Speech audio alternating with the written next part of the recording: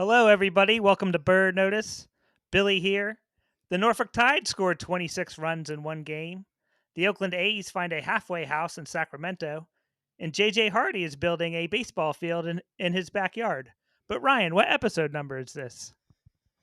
This is episode 38, which was worn by Robin Roberts in his 3.5 years with the O's.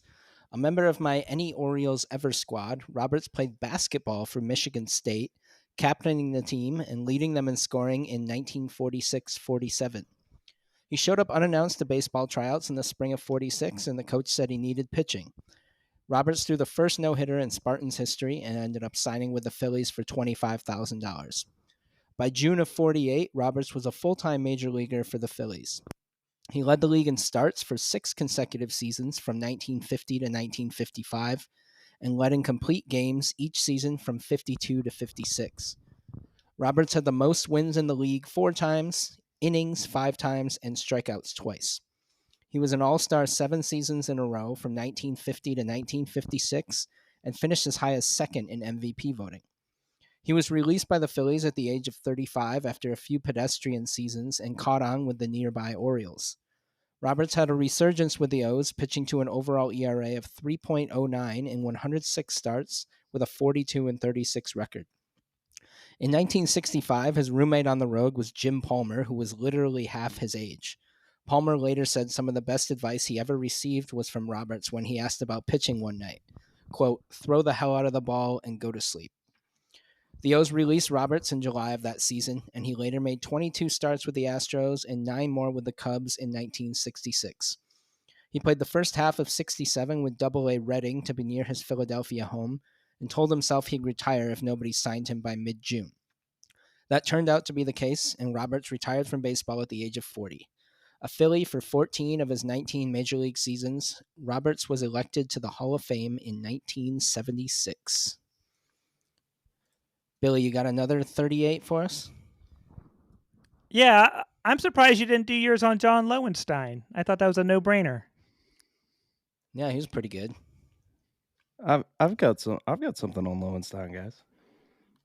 Jake from the MiLB Hatbilly YouTube Channel, is that you? That's me. Hey, I've been sorry I'm late. I've been sneaking in the back door on your guys' podcast. The internet works in mysterious ways. Come on in. Yeah. John Lowenstein was born in Wolf Point, Montana. His family relocated to Riverside, California. He played for Division II powerhouse UC Riverside. He was selected by the Cleveland Indians in the 18th round. He debuted for the Indians in 1970. At a time when it was commonplace for players to have fan clubs, Lowenstein had an apathy club. You guys know where this is going. He was known for his eccentric personality, for sure. So the Lowenstein Apathy Club was created after he was stated in the press saying, "Fan clubs, what are they for? I feel like youngsters should be out, following other pursuits and educating themselves, not running fan clubs."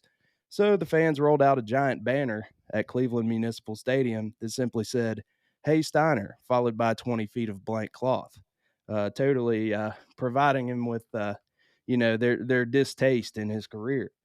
The organist there in Cleveland also loved to troll John.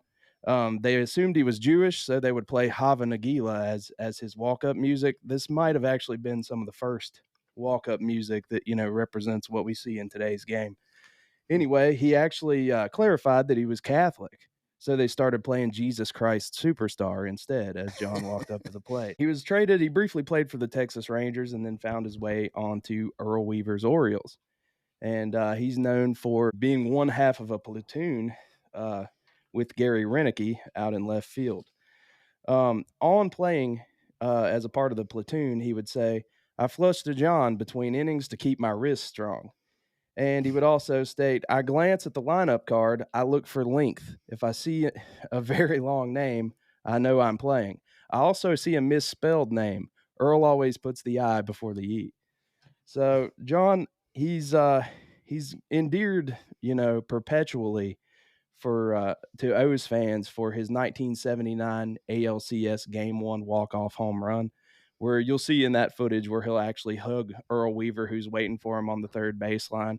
It's a top 5 cutest Orioles moment for sure. In the '83 World Series, he also had a big moment robbing a Bo Diaz homer in Game 1 of that one as well. He would retire in let's see, yep, '85.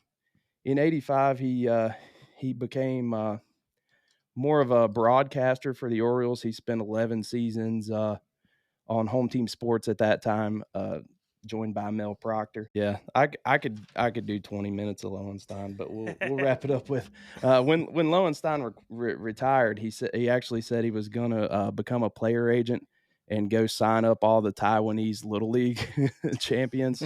That never came to fruition, and he was a natural in the booth. He was one of my favorites. I think he's actually one who you don't hear or see much out of Lowenstein anymore. I think he was upset with the way that transpired with the Orioles and him no longer being a broadcaster, excuse me. So, yeah, that's John Lowenstein. How are you guys doing? Yeah, nice. All right. Thank you for that. Yeah, no Yeah. problem. The Lowenstein Apathy Club. That's a great fantasy baseball team name. Yeah. You're right. You'd have to give your league mates a little history lesson, but yeah, it's pretty cool. We could just send them the link to your video. Yeah, absolutely. So, yeah, I was telling you guys, I think I'm the premier John Lowenstein historian, other than the guy who wrote the Saber bio. But yeah, he was. Oh, there was also the infamous. We got to talk about the stretcher game, the infamous stretcher game in 1980. John Lowenstein pinch hits for Lynn Cicada. This is, I believe, a August game at home against the A's, Memorial Stadium. He gets hit in the head by a pitch at second base. He's sliding into second base, gets his helmet knocked off by a throw from center field, and he basically just plays possum. They get a stretcher. They're bringing Lowenstein into the dugout. He plays dead the entire time until they get to the dugout steps. John essentially rises from the dead and pumps his fist, and the crowd just goes insane at Memorial Stadium. So the crowd's back in the game, and John pretty much cements himself as the premier Orioles clown of all time. And I think they come back and win that ball game, and that's that's an underrated Orioles magic moment right there. That is awesome. I thought you were going to say he had like a Willis Reed moment, but I guess once you're taken out, that's not happening. That'd be pretty cool too. Yeah, he had a lot of them. A lot of exploits on Mr. Lowenstein. Well, I was going to say, maybe now you said he was kind of exiled from the Orioles. Maybe now with the new ownership group and Rubenstein, Lowenstein kind of rhymes, maybe they'll make amends and he'll be part of the team again. That would be really cool to see. I think he's just kind of holed up back in his birth state of Montana, and no one really hears or sees from him. To Robin Roberts real quick. That's awesome. He went to Double-A at the age of 40. I love that. Yeah, I guess he was just, once he got drafted and started playing for the Phillies, that was his permanent home, and that's part of the reason he went to the O's, because it's close to Philly, and that's why he went to Reading too. He just never wanted to leave that area, and yeah, called it quits when nobody came calling. Nice, yeah. Well, let's talk to Jake about his YouTube channel, the MiLB Hatbilly channel. Not affiliated with me, Billy, so don't get. And I love hats, so don't get too confused. It's not a second account from this Billy. Well, how did you get that name? What does it mean? Or if anything? So it's a play on hillbilly. I just realized that I was the only baseball personality from the Appalachian Mountains, so it's not. The entire name is actually kind of it doesn't make sense because it's MiLB and I talk about all baseball. But when I started the channel, I was A, focusing on the minor leagues, and B, building a hat collection simultaneously with the show, and it just didn't really catch on. So I pivoted to this more video essay style that I have now, and it just took off. And my biggest video to date was on John Lowenstein, of all people. So a lot of people gravitate toward him, and he's kind of falls into the forgotten players. No one really realizes how good he was. And then you go back and look, and he's one of the most clutch hitters. He was never an all-star, but if Earl Weaver needed a hit and Lowenstein was on the bench, that was his guy. So just I'm an Orioles fan from way back, but I think I kind of represent. I was telling you guys earlier, I kind of represent like if you go to Camden Yards and there's just like these guys that are like they're either from the mountains or they're like Eastern Shore Bay people, and they're very different from very different walks of life from your typical Baltimorean. But man, those guys know ball. I'm just trying to represent those guys. You're just like your hillbillies and your Bay people who just live, eat, sleep, breathe Orioles baseball. Like I'm trying to be that guy, like a very wild Bill Hagee type. That's that's how I would. That's how I would, maybe I'm the wild Bill Hagee of millennial YouTubers. I'm cool with that. Nice. That's Yeah, something did you I make think your? everyone should aspire to. Yeah. I like your logo. Did you make that yourself? I did. I used some kind of online service. So the little baseball guy was pre-drawn, but I designed the rest. I can't remember what website that was, but they helped me out. I watched the Macho Man video today. I loved how you put the sunglasses or the goggles on them. Oh yeah. That was that was one of my first videos, or at least one of the earliest ones that I keep uploaded, because I was pretty bad. Like sound was pretty bad back in the day. It takes a while to get your footing sometimes with something like YouTube, but Oh I yeah. always thought that was interesting. Don't listen No. to our first episode. It's Oh, terrible. Might make your ears bleed. yeah, Oh, it's not that bad. I've been listening to you guys from way back. So Yeah, I'm glad you could find us. Somebody should find us. yeah, I found you guys. I've been looking for a good Orioles podcast. Like I said, you guys cater to me because like I was saying, I guess I can say this on here, like I love listening to Adam Jones, but I just can't do the ad reads all the time. It's just too corporate. You guys are the underground source for all Orioles knowledge. You guys rule. Yeah, we're the screeching weasel of Orioles podcasts. There we go. I finally So, got to Jake, work that in. Yeah. Can you tell us about like where you grew up and how you became an O's fan and where you're at now and how you watch the games and all that? Yeah, definitely. So, I grew up in Wythe County, Virginia. That's in southwestern Virginia. It's about an hour from Bluefield, Virginia / West Virginia, where the longtime Orioles rookie league affiliate was, and that's kind of the ballpark, the minor league ballpark I grew up in. So there's the fascination with the minor leagues. There's no major league teams anywhere remotely close to that area. It's like 6 hours to the Braves or the Reds or the Orioles at that time, or the Pirates. So big minor league head. My dad was an Orioles fan. My family kind of was a part of a back and forth diaspora of labor, a very blue collar family. I had a great grandpa who was a coal miner in West Virginia, got black lung. The family moved to Aberdeen, worked on airplanes for a few years. The family migrates back to the Virginia mountains, and I grow up there. Now I'm in the eastern panhandle of West Virginia, so I'm part of like the second wave of the family, I guess, moving back. But yeah, just I I guess that ties back into being just I feel like the Orioles are a very blue collar fan base and team, and I try to represent that portion of the Orioles fan base. So yeah, it was I've just always loved the Orioles, but I've started covering like older baseball and realized that like my dad's favorite players are so much more interesting than perhaps even my favorite players. So I've kind of stuck with like 60s, 70s, and 80s baseball on YouTube. And like I'm 32, but I'm old for like a YouTube personality. So I'm like holding it down for the underground and the classic baseball. So it's kind of a cool niche within the YouTube world. Nobody's talking about the 79 World Series anymore, man. Somebody's got to do it. I mean, I hate what happened, but that's historic stuff. Yeah, I'd love to Right. see a rematch of that Pirates Orioles this season. That'd be great. Yeah, I hope it goes better than this Yeah, we kind of series just did, right? this weekend. Right. Yeah. Yeah, so some of your subjects are on players like Eric Shaw, Sammy Stewart, Mike Flanagan, people who have skeletons in their closet. I learned from your video today that Ken Griffey Jr. had mental health struggles as a minor leaguer. Do you have some other subjects in mind? ready to work on? Like, I watched the 93 to 2000 or the 99 to 2003 draft video today. I feel like somebody could do a deep dive and make a true crime podcast on guys like Charlie Hager or Sergio Mitre or the Wayne brothers. That was fascinating. Yeah, yeah. You really did your research, Billy. That's awesome, man. Yeah, yeah.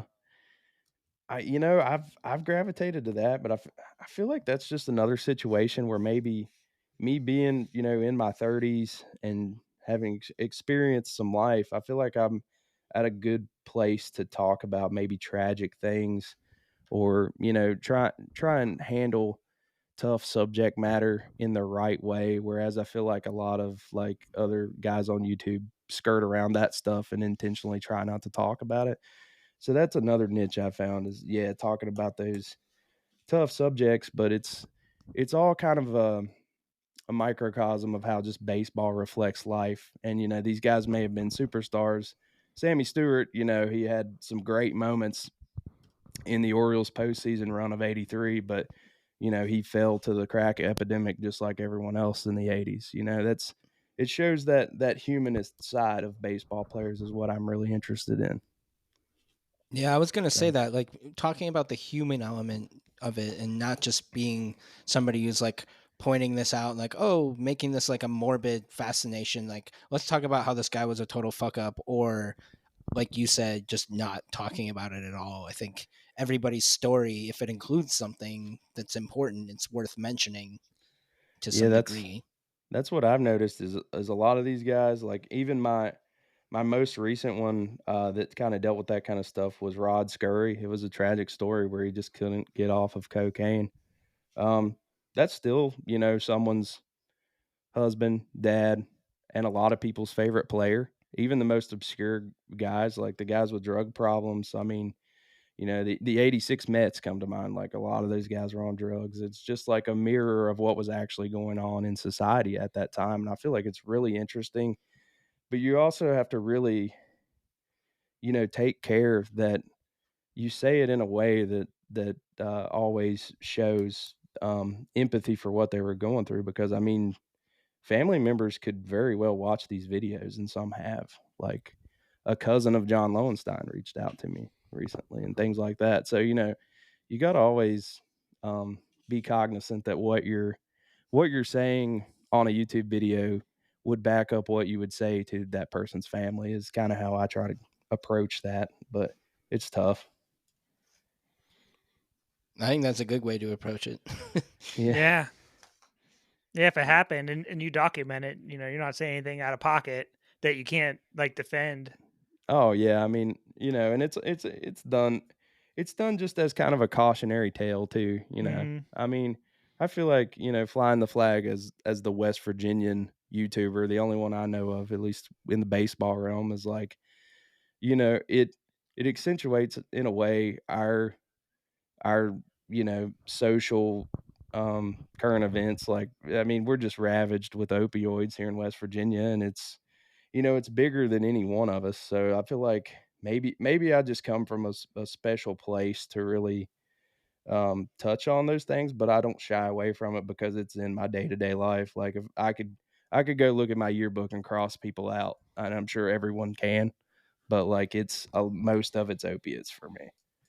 I'm just thankful I never broke my back and got hooked on it like so many of my classmates. Right.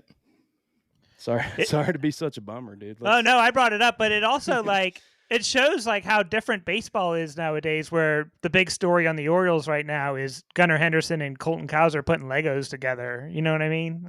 Yeah, yeah, and I love that. It's Yeah. it's it's they're able to just be big kids out there, and it's a kid's game, and that's the way it should be. That's maybe a lot of our baseball players in the past just grew up too fast. They got their bonus, they moved away, and they let it get to their head, or maybe they were just around the wrong friend group. But it happens very easily. And '80s baseball was just ravaged by drugs. So Mm-hmm.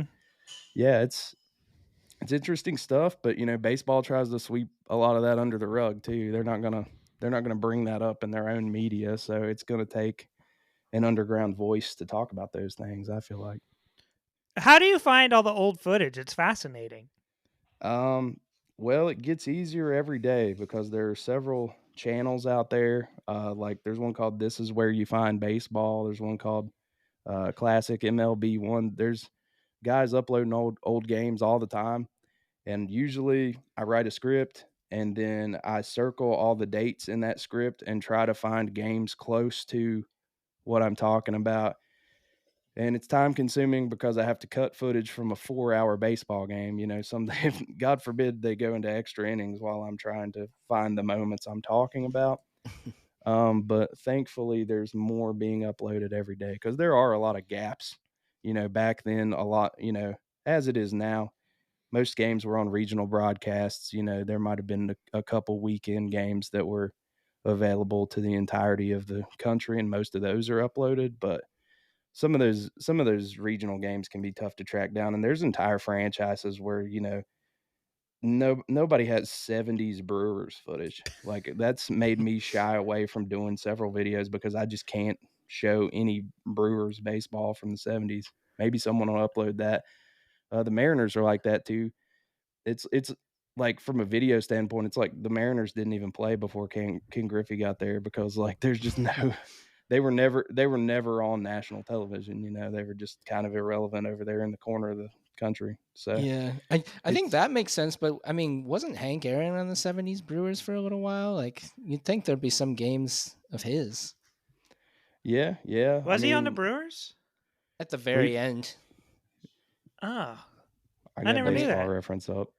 I figured he was a Milwaukee Brave, but wow, he Yeah, he played was forever. definitely a So He Milwaukee he Brave. played in '75 and '76 with the Brewers. wow, yeah, Okay, that's you got it. fascinating. Yeah. But Yeah. sorry, Good Jake. job. Sorry for questioning that. No, I was gonna You're good. ask you. Making the videos and splicing the videos and putting them all together. Is that something you just started as a hobby, or were you doing it for like school or work, or just something you felt like doing? I think I first got into the content game because I played in a band.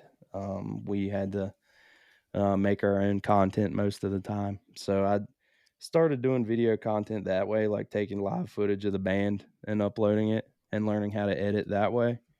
So I guess I've always had that in my back pocket from those days. But as far as full sale getting into making a video every few weeks, that started about the pandemic, 2020.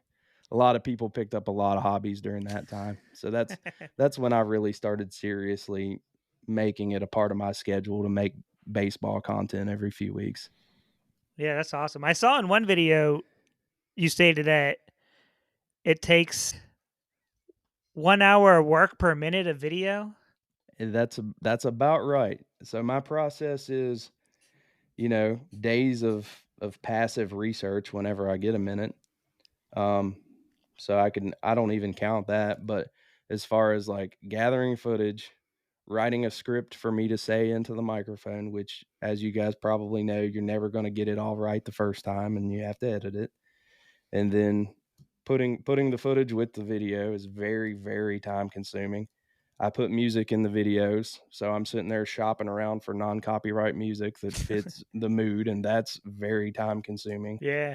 You got to have a thumbnail picture.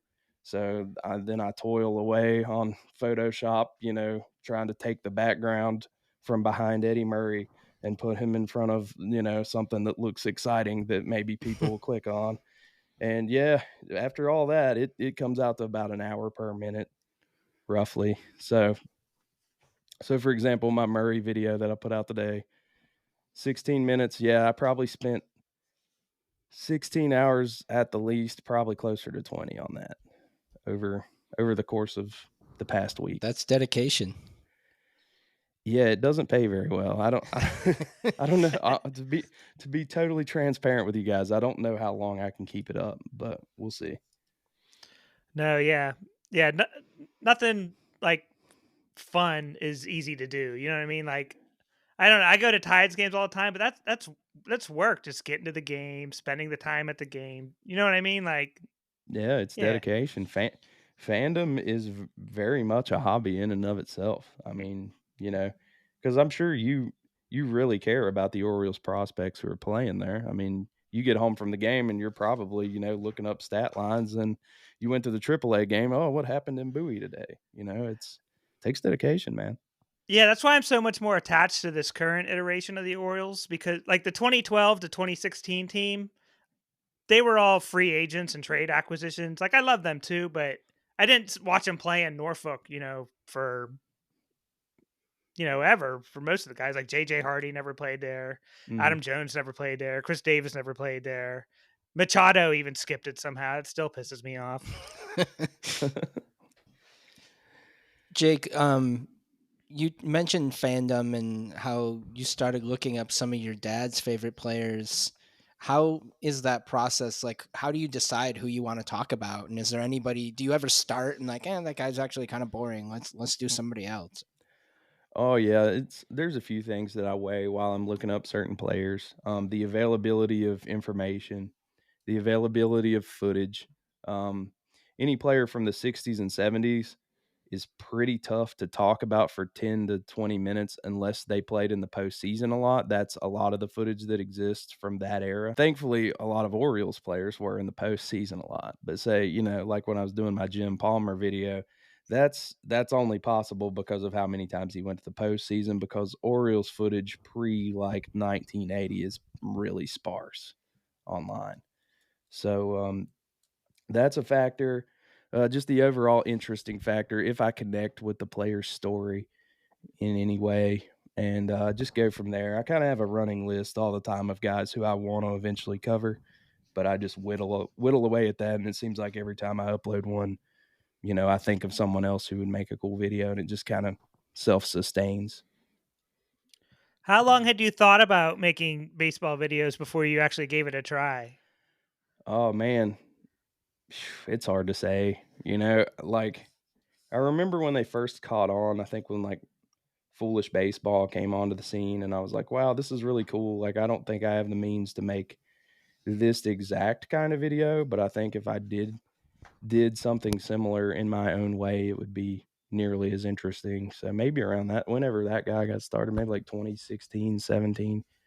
Good baseball videos didn't exist for so long because of how strict MLB was for like having their footage online. So I feel like, other sports content creators like for football and basketball are years ahead of the game compared to us baseball guys. So I guess I took something from those too. I would always watch NFL videos where they really deep dive and show the footage and do the video essay thing. So it probably comes from watching that stuff too. I'm actually subscribed to the two you mentioned earlier. This is where you find baseball and classic MLB one. Those are great to fall asleep to. Just throw on an old game. It's the best. Oh yeah, you can just disappear into the past. It's like there's nothing like it. Um, I find myself nostalgic for eras of baseball that I didn't even personally witness, and I think that's crazy. I think I was looking it up. I'm gonna butcher it, but there's a Welsh word called Hiraeth or Hiraeth, Hiraeth. It means homesick or nostalgia for something, somewhere or someplace you've never been. So I feel like I've experienced that word, even though I can't say it and don't speak Welsh. I think I've experienced that word. There's no English translation directly for that word, but that's what that is. I like that. Is there a certain era, like is there like a very specific time frame you prefer or like you're really interested in compared to others, or is it more just like pre 1980 or I like the '80s too. I would say maybe 75 to 85. Coincides with when the Orioles were last a powerhouse. I think when you root for a sorry team like we've rolled out for years, you have this hunger to go witness the days when we were, really good. And I think that kicked that off too, just researching the glory days of the Orioles in general. So, yeah, I'd have to say probably the 75 to 85 range, but I also really love 60s baseball. There's a lot of good stories out there, just not a lot of footage. Yeah, since I didn't come to the Orioles until like the mid 2000s, I'm constantly going back and looking at stuff, like trying to learn the history of the Orioles. there's a very rich history there, and I'm glad our franchise at least gives a nod to their history very often. I mean, anything as simple as just having Jim Palmer in the booth all the time. I mean, he's just a walking encyclopedia of Orioles history and baseball history in general. I've heard people say, Jim Palmer's forgotten more than any of us even know about baseball, and that has to be the case. Yeah, he nails stuff in the game too that like I never see, and he'll be like, "This happened." I'll show him the replay. I'm like, "How did he see that?" Yeah, just lives it. I mean, and that's expertise at its finest. I mean, I don't think anyone's even been in nearly as many baseball games as him, who's still a broadcaster. It's crazy. Right. Now, speaking of Palmer and former Orioles, or really anybody, who are some of your favorite players, either watching growing up or today, or maybe one you learned about while you made a video? I really love Billy Wagner. I think there should be a Hatbilly Billy Wagner video here in the future. He But should I'd be in the like Hall to of Fame. He's from Virginia, absolutely. right? He is. He's from Marion, Virginia, which is about 15 miles from where I grew up. My dad actually coached a summer league game against his team in shoot, I don't know what year that was, but Dad Earl Weavered it during that game. He threw a trash can out on the field. He said if I ever get to interview Billy Wagner, ask him if he remembers the summer league coach that threw a trash can onto the field. So I've got some personal ties to Wagner. I really need to do a video about him. Not an Oriole, but I mean he fits that like blue collar, grew up dirt poor, worked hard, was not a sought after prospect, went to a D3 school, threw gas, and as you said, should be a Hall of Famer. So I'd call Billy Wagner one of my favorite players. A lot of the Orioles guys, specifically, Cal and Eddie and that group. Lowenstein. I like strange players as much as I like successful players. So a lot of those guys. Sammy Stewart, fell in love with him when I did the video about him. He's from North Carolina, but another Appalachian guy like myself. So just people I can identify with, really, and and people who I learn their story and then I identify with them more. It's like Eddie Murray's poverty wasn't the same as my area's poverty, but you learn about Watts, East LA, and you're like, oh man, he did not have it easy in life, and that kind of probably suggests why he didn't easily trust people in the media, etc. I mean, he just grew up tougher than a lot of people who were playing baseball at that time. So yeah, I got a lot of favorite players. Like I'm sure you guys have mentioned on here before, but who are your favorites? Like you guys got sleeper favorites that are off the wall? Andy Van Slyke, it was a big one. I even had a customized Andy Van Slyke Orioles jersey because he played like 18 games for him. Oh, that's awesome. Yeah, it'd been cool if he was around a lot longer. Yeah. I don't think I have a real interesting favorite. Like I was obsessed with Cal Ripken when I was a kid. Like he was like the idol of my sports fandom. But I'd say more recently, I was also a big fan of Melvin Mora. Like he obviously had a couple of really good years with the O's, but he's a guy who wasn't like a superstar that I was a big fan of. Yeah, I love Melvin Mora. The Orioles could use Billy Wagner in their bullpen right now. Yeah, that would be sick, man. That's Eddie Murray. That's your latest video that came out. I had recently learned, I had mentioned this a couple episodes ago, that the Wax Pack God Substack sends you like a newsletter on baseball cards once a week.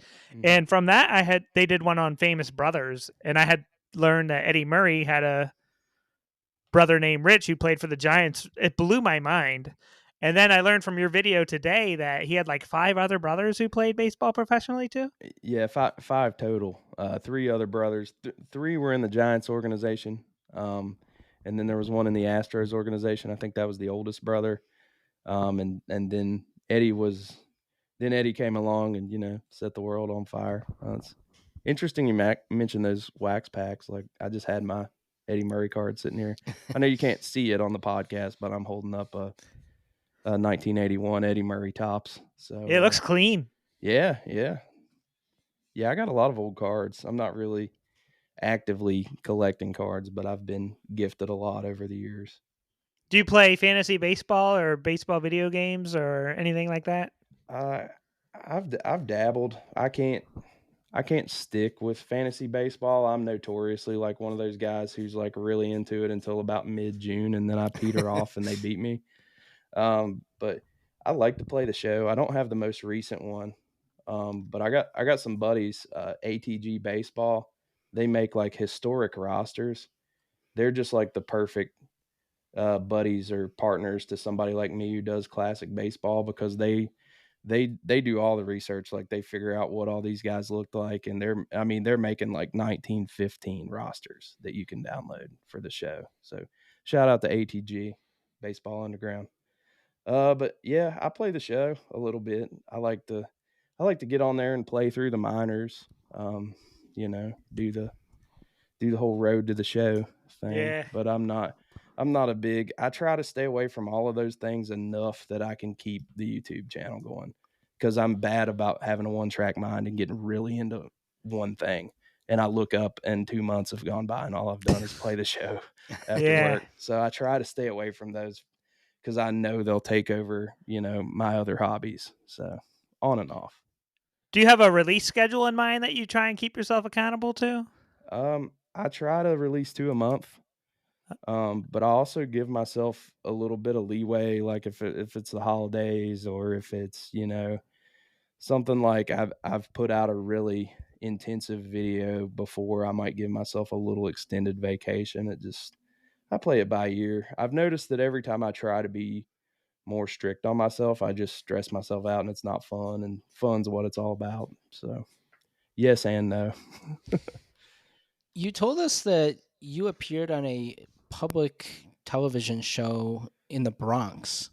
Can you explain a little bit how that came about and what did you discuss and how'd that go?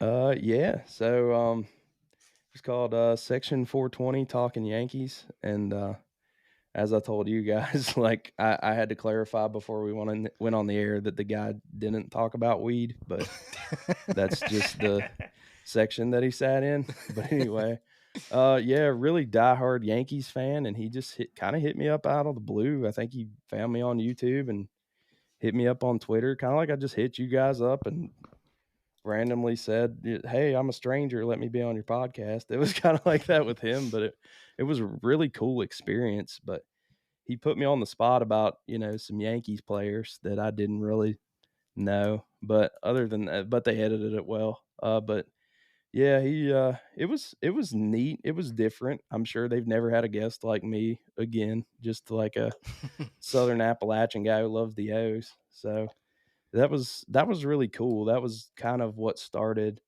my idea to try and collaborate with other people. Maybe that was one of my first ones, and since then I've hit up like other YouTube creators and stuff and submitted things to them, and they submit things to me, and that keeps it fun too when you work with other people and see their process and try to refine your skill set a little bit based on what other people do. You can learn something from anyone. Like just this Riverside app that we're working on right now. I wasn't familiar with that. This is so far like running really clean. You learn something from everyone you interact with. So yeah, it was cool.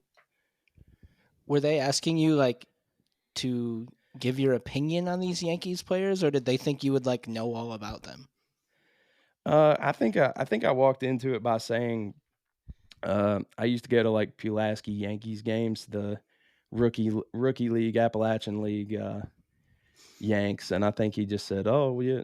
I think they ended up editing it out, but I totally got wrong, like which ones were there in certain years and things like that. And I was Okay. probably just too nervous to pull up Baseball Reference and go to, now I know you can just go to Baseball Reference and hit show minors and you know exactly when those guys were there, but it wasn't a big deal. I just like messaged them after the fact and I was like, hey, these guys played actually this year, not that year was when I saw them. Memories a little fuzzy, things like that. Nothing too crazy. Okay. I thought you meant they were like, you said you didn't like somebody and they were like trying to fight you about it or something. No, it wasn't that. It was cool. The host's name was James. He's a nice guy. Shout out to James, Section 420. Yeah, he's a listener. Yeah, yeah. Sure. I went to an Appy League game once. I don't remember how long ago, but it was the Danville Braves in Danville, Virginia. I loved it. Yeah. Yeah, it's a different vibe, man. It's cool. You get the first peek at those players. Rest in peace, affiliated Appy League. But yeah, What's those it are called some. now? Well, it's still the Appalachian League, but it's like a summer wood bat Just league. college, right? Yeah, there's no Yeah. affiliation. It's college players there for the summer. So it keeps those historic parks going, but it's not, it's not quite the same. Season's probably a lot shorter too. Yeah, yeah, even shorter than it was because they were already a short season league because they wouldn't have the guys until the draft, so the season would start June-ish. So We have a summer collegiate league up in Hampton. I try to go to their games like once a season. The Peninsula Pilots. that sounds cool. Do they use the old Seattle Pilots branding or is it something different? No, they used to be affiliated. I want to say Carolina League, and they were like a Phillies affiliate, and Okay. just a whole bunch of different affiliates. And yeah, it's really cool. They play at War Memorial Stadium in Hampton, Virginia. You'd probably like it Cool. if you looked it up. Yeah, it's Yeah, cool. I might have to go check that out. I've been to some Carolina League games too. I grew up pretty close to Salem, Virginia. They're the Salem Red Sox now. They were the Avalanche while I was a kid. They were a Rockies affiliate, and they were purple. That was really cool. But yeah, that's a cool stadium there too. Yeah, I've had that on my baseball bucket list to try and get out to Salem. It's a good one, man. It's a good one. Beautiful ballpark too. Bent Mountain, I believe, is the mountain that you see from like stadium seating out past the outfield. It's very scenic there. Speaking of the college leagues and their affiliations, I have a couple friends who played college baseball, and they did a summer team I don't remember the league. It was in New York. They were called the Geneva Red Wings, and they were affiliated kind of with the Rochester Red Wings. And one of my best friends who played for them ended up getting the pants that were handed down from the Red Wings that were worn by Justin Morneau. I think they had his name sewn into him. And I was like, dude, you should just keep those. And he didn't care. He doesn't care about that shit. So he gave him back. But it was kind of funny that he was literally wearing Morneau's pants for the summer. It could have been like the Sisterhood of Traveling Pants situation. Right. You never escape hand-me-downs, no matter what part of your life you're always susceptible to getting hand-me-downs, man. Yeah, was there a video where it all clicked though, where you were like, "This is what I'm trying to do. This is like it came to you like a vision almost." Absolutely, Sammy Stewart. Yeah. I didn't have the audio quite right. I think I accidentally recorded in mono, and like my voice is only one ear, and the music is too loud, so I didn't really nail it. But conceptually, like that has it all for my videos. It's 70s and 80s baseball, a player who struggled with addiction, a player from the mountains, had a prolific minor league career, you know, crazy twist to his story. A guy that most people don't even think about anymore, but he was tied to a lot of huge moments. So definitely Sammy Stewart. And that one took off a little bit too. That was my first like, oh wow, the algorithm is a thing. Like this works for me. So Yeah, the 10 to 15 minutes is perfect. I watch them on my lunch break sometimes. I feel like on Bird Notice here, we're constantly going over by 20 minutes. How are we on time right now? Have I ran too much? No, we're good. We're good so far. I watched your Jim Crockett and Charlotte O's video. Are you a wrestling fan also? Yeah, a little bit. Did we take you from WrestleMania tonight? No. No. I don't even pay for television anymore outside of Fubo. Shout out to Billy for talking about Fubo on this podcast, and I got it, and I'm saving money. So, oh yeah, they gotta send me. They gotta send me like, discount code or something. Yeah, so I pretty much I don't watch. It's kind of like baseball. I probably watch more classic wrestling than I do current wrestling. I enjoy researching the wrestlers, kind of like I do baseball players, but I couldn't tell you what the current storylines are in WWE. Yeah, what I love about wrestling is it's pure fun. You can't say that about any other sport. Yeah, it's engineered to be fun and scratch all of our primal itches for sex, violence, rock and roll, etc. Now, what do you mention Randy Savage earlier? He was a baseball player, wasn't he? He was. Yeah, there's a very bad early Hatbilly video on Randy Savage's minor league career. He was he played he never got as high. I don't think he ever got to high A. He played in like rookie league and low A for the Cardinals and briefly the Reds. He was I think the Reds affiliate he played for most was the Tampa Tarpons.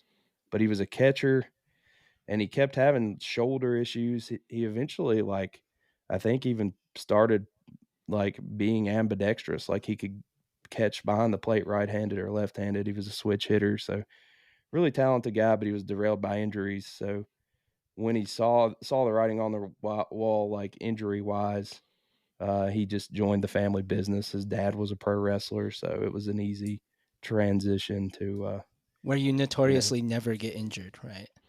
Yeah. Yeah. His brother was a wrestler too. His brother was Leapin' Lanny Poffo. Yeah. Randy Poffo and Lanny Poffo. I can't remember his dad's name, but it's one of those. Wrestling has so many of those like families that just have done it since the beginning of time. It's kind of like the very well the traveling circus. So it's like being born into one of those circus families. But yeah, Randy loved baseball, and his true first dream was to be a baseball player. But as with so many of us, injuries cut him down. Mine was just my size and my ability. But yeah, I like to, I like to say it was injuries too, but it's probably size and ability for me too. I was a high school pitcher and tore my labrum and never never got past there. A lot of that going. Go ahead. I was just gonna say my one D3 deal that was somewhat on the table disappeared once I got hurt. So that's yeah. A lot of that going around this week. Strider and Bieber. Oh, it's insane with elbows. So yeah. Glasnow had an interesting video out from like 2 years ago talking about he has to grip the ball so much harder now. Yeah, we've just reached this like pivotal point in human history where we've trained ourselves to throw a baseball so hard that it's breaking our body down. It's not natural at all. No, I think we've reached the limit.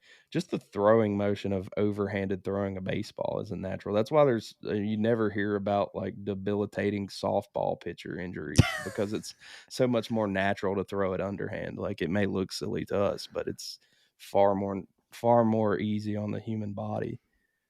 Yeah, that's a good point. Yeah, well, we'll wrap this up in a couple of minutes. I got a couple more questions. You got any baseball movies that you like? I just watched Tom Selleck, Mr. Baseball, where he goes to Japan. That's a sleeper. That's a really good one that not everyone talks about. I love that one. I've started dabbling in like Japanese baseball recently, and that one just like fits that mood so perfectly. Big Selleck guy, man. Handsome man, even to this day. He's got whatever that cop show is he has on, like Blue Bloods. Yeah. Tom Selleck, Blue Bloods, man. I can get into that if I got to watch like cable true crime. I'm going to be watching Tom Selleck. Yeah, that one. I mean, everybody loves Major League. Yeah, it's probably my favorite movie of all time. The Oakland A's currently. Yeah. Yeah, so I watched. It would be cool if they would reboot Major League with the current day A's. That would be awesome. Right. I recently watched the third Major League where they're actually in the minors, and the star prospect is Teeth Walton Goggins, the guy from like Justified.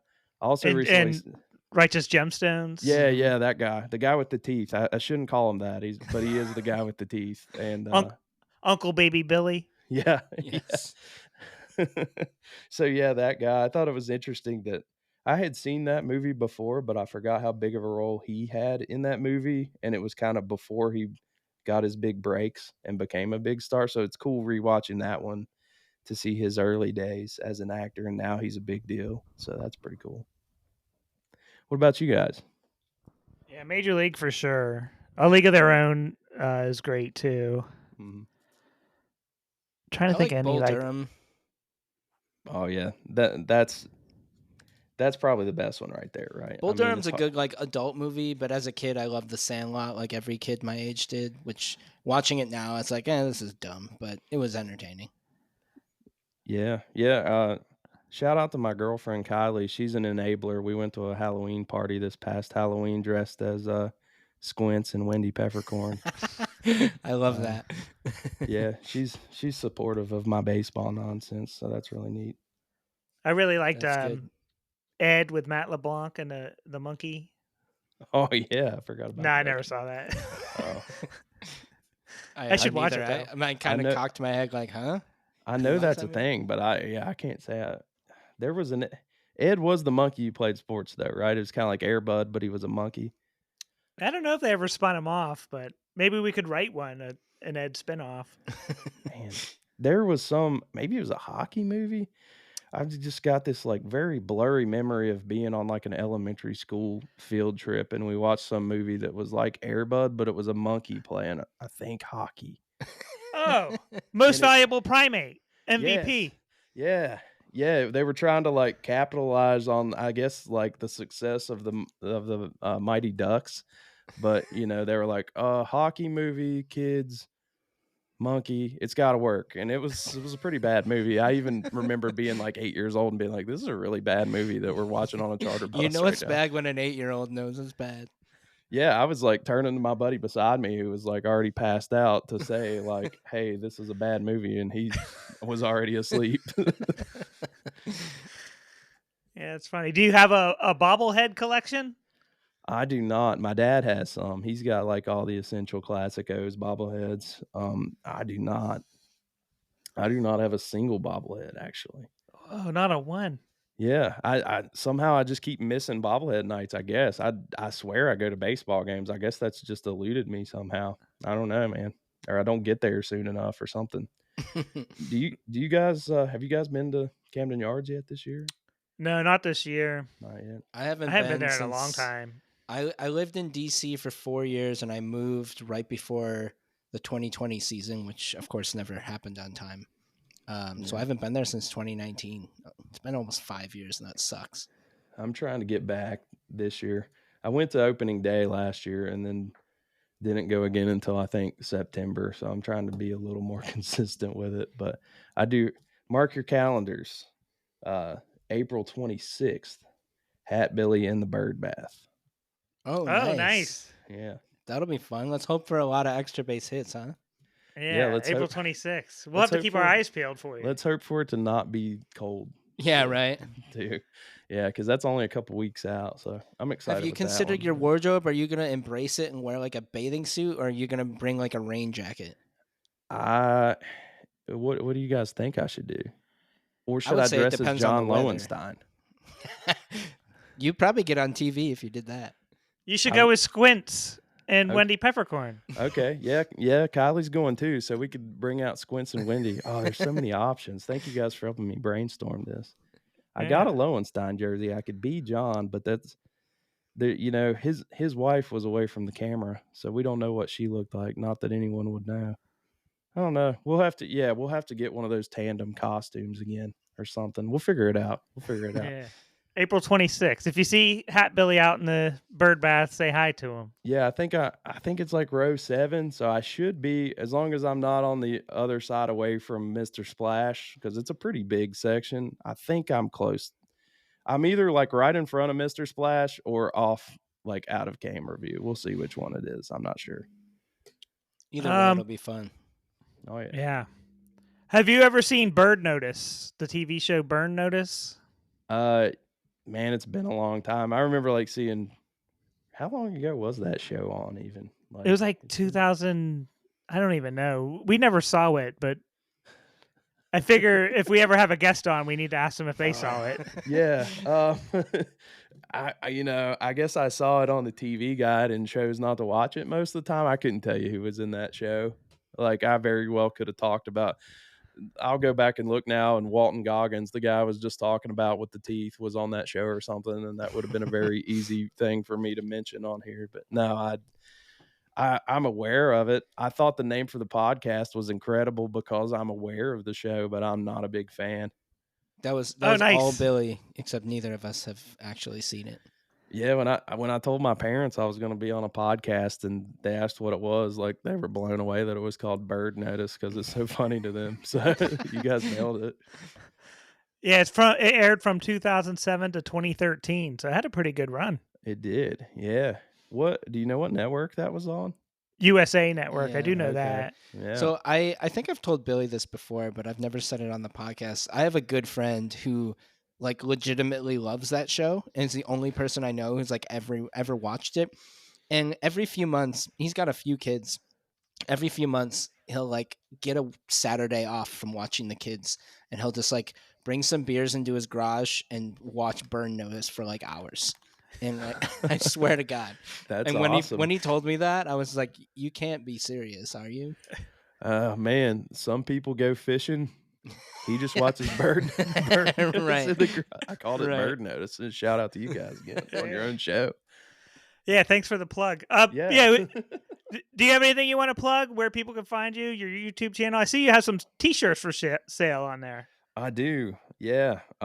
Grab one of those. I mean, like a few people have. My mom got a few and sent them as Christmas gifts this year, but largely not a lot of people have. So yeah, grab my shirts. That's cool. That directly funds me to keep doing things, baseball things. So that's awesome. Yeah, Where's so the link? Should they go to your YouTube page to find that, or? yeah, so you can go to my store through my YouTube page, or it's let me make sure I'm not saying it wrong. The site is called Bonfire, so that's bonfire.com/MiLB Hatbilly. That's where the Hatbilly store is located.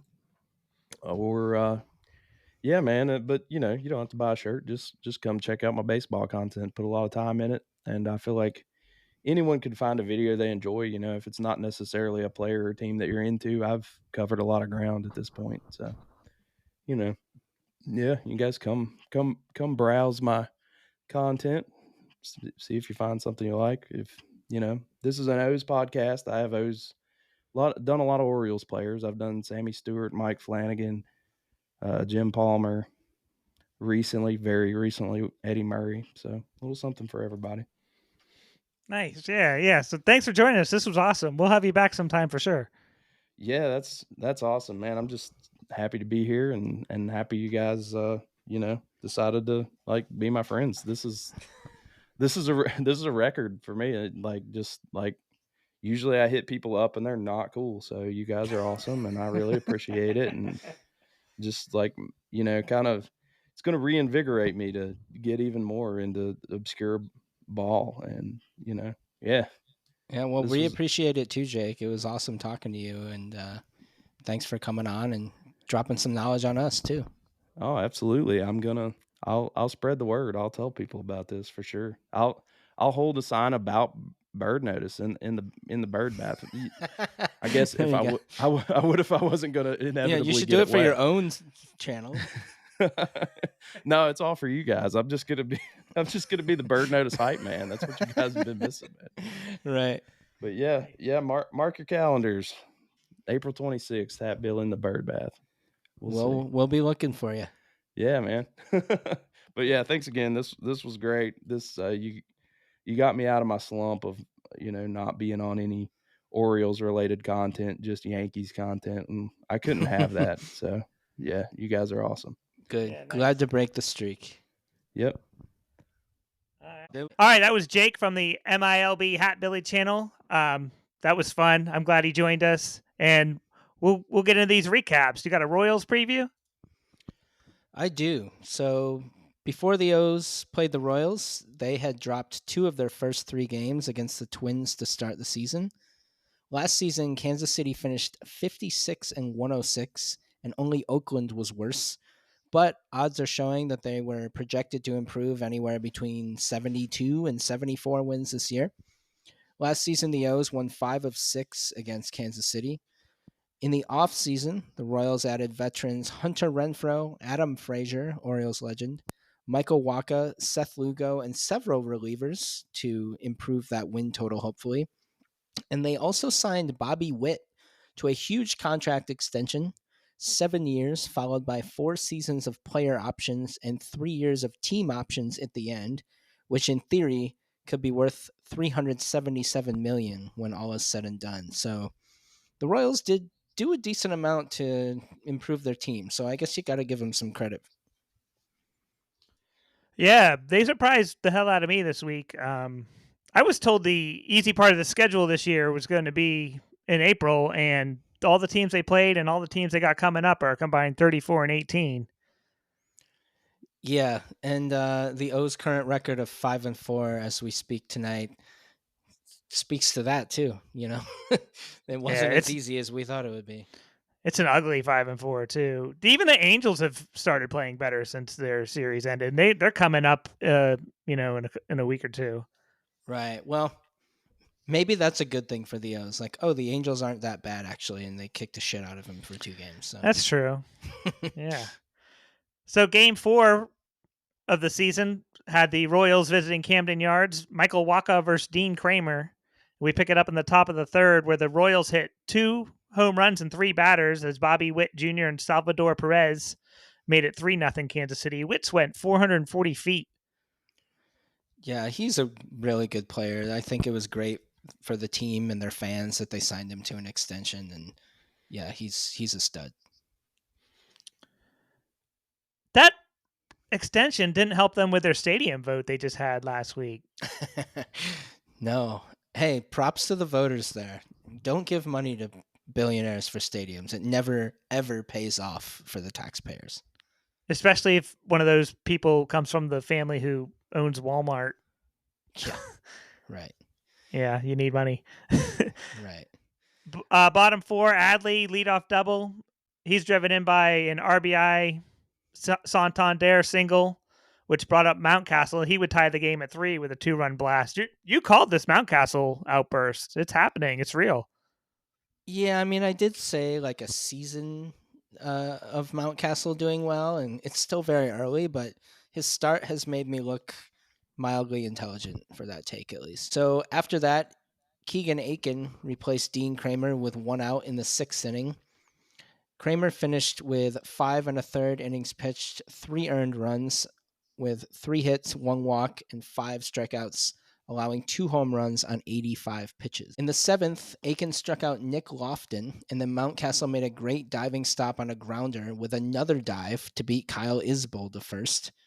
Aiken ended up going an inning and a third with 1 strikeout, and a double to Nelson Velasquez allowed in the top of the 7th. Cano then came in and ended the inning with a ground out to Henderson, who made a nice pick on Maikel Garcia's chop. Then Witt leadoff single. He stole second. Pasquantino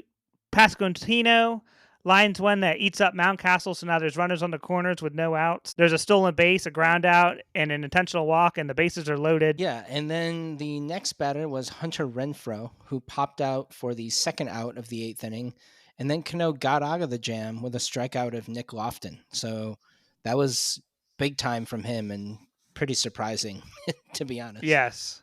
Yeah, definitely. The crowd went nuts here, and Cano gave a stare. It was pretty cool. Bottom of the 8th, Henderson, 1 out single. Rutschman, infield single. Then Santander, sacrifice flies Henderson to third. Mountcastle hits one deep into the hole. Bobby Witt makes a nice play, but Nick Lofton, who entered the game as a pinch runner and replaced Pasquantino at first base, can't make the catch at first base. I think this kind of cost the Royals the game, all the lineup changes their manager made. Right. Yeah, that gave the O's a lead. And then we saw the first appearance as an Oriole for Craig Kimbrell with the save opportunity in the 9th inning. He got Velasquez looking for out number 1, but then things got a little hairy. Yeah, bloop single in between 3 Orioles. Then Kansas City got a pinch runner. I think his name was the Flash. He immediately stole second base, uncontested. This guy was on fire. He's got Bradfield speed. Dairon Blanco is his name. Yeah. He stole third then. Baltimore challenged, but the call would stand, and a sacrifice fly would bring him in to tie the game up. Yeah, Kimbrell got out of it, striking out Witt to end the inning, which was nice. Then the bottom of the ninth, the O's had Austin Hayes leading off, let off with a ground out. Mullins singled and Westberg was up, and that was a magical moment and the best moment of Westberg's short career so far. Yeah, he went oppo. You hit a walk-off, you get the first star. Yeah, he deserves that, I would say. I'm thinking or I'm hoping that this is his coming out party. I hope so too. He hasn't been. Yeah, he hasn't had like a signature moment yet.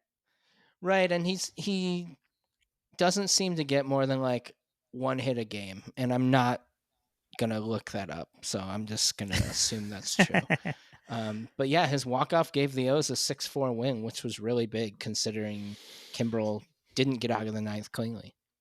No, yeah, Kimbrel, he had some bad luck there, but he's also falling behind in the count, and he was throwing a lot of pitches. It just seemed like it was headed in a bad spot.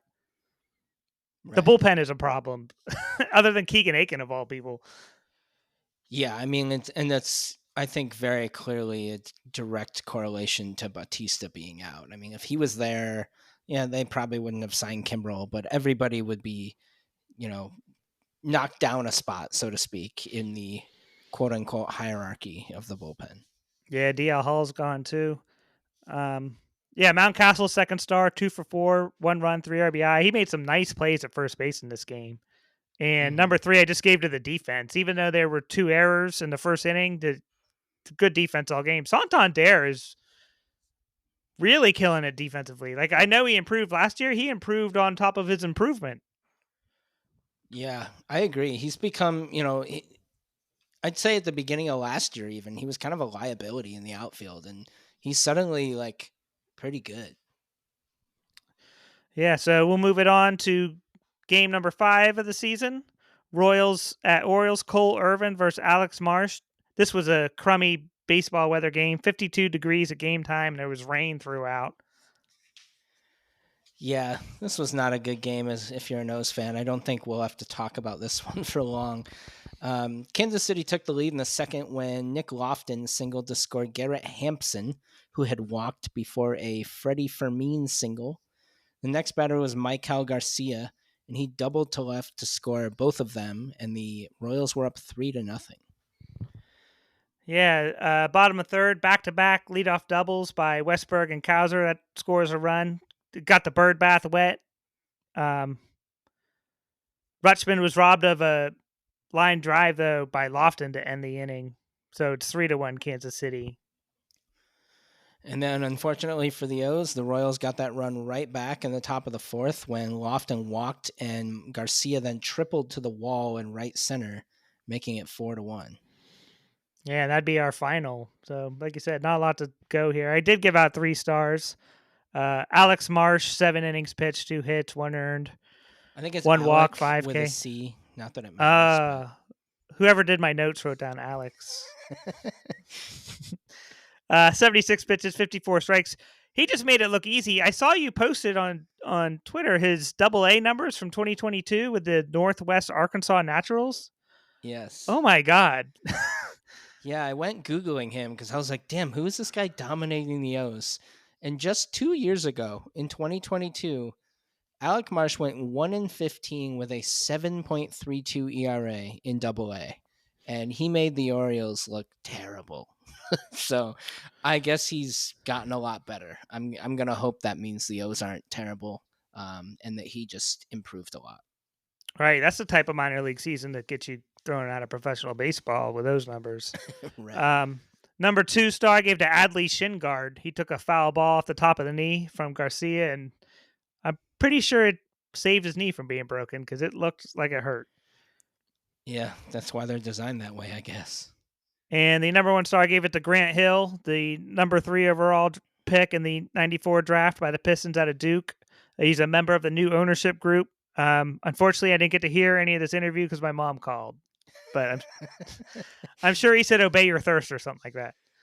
I loved Grant Hill when he played. He was so good. Nobody likes Duke unless you went there or something, but he was a Duke guy that I think most people would be like, yeah, he was legit. Yeah, he was a huge star before he signed with the Magic and got injured, and just kind of dimmed after that. But people forget, like Grant Hill was a thing for a good 5 to 7 years.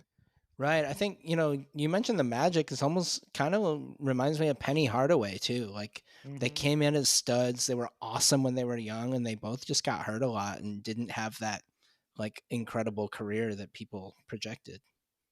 Yeah. This takes us to April 3rd, Royals at O's for the finale. Corbin Burns versus Cole Ragans. The Rangers traded Aroldis Chapman for Cole Ragans. I looked at Cole Ragans' numbers. I don't think you can blame the Rangers for this. It was like a Jake Arrieta situation. Yeah, that's a fair comparison because he looked like the Cy Young winning Jake Arrieta against the Orioles. Yeah, he's been very good since joining Kansas City. 5-hour rain delay here. Would you stick through that? As a fan, no. Yeah, that's well, tough. I guess it depends what if I live in Baltimore and I can drive home, no. But if I was like visiting from out of town and I have nothing else to do on a Wednesday night, probably. Yeah. Yeah, they were determined to get this game in with Kansas City's only visit to Camden Yards this year. They pretty much had to. Right. Top of the first, Mateo got the start in center field, and he was immediately tested by Bobby Witt Jr., who doubled. Pasquantino then hit a ball back to Burns on the mound, who throws it. Oh, this is where they get Witt in that rundown. It was like a 5-3, 1-2-5 rundown or something like that. Yeah, that was 1-2-5, just 1-2-3. Bad base running, I thought, by Witt. I mean, you get on so early and you're on third base. Like, there's no reason to take off immediately on a ball that ends up getting caught by the pitcher. And yeah, he got caught in that rundown and had no chance. So then it was 1-0 Kansas City after that. Top of the third, Salvador Perez, he's still playing. He drove in Bobby Witt with an RBI single. Bobby Witt's just always going to be on base if you're watching a Royals game. Right.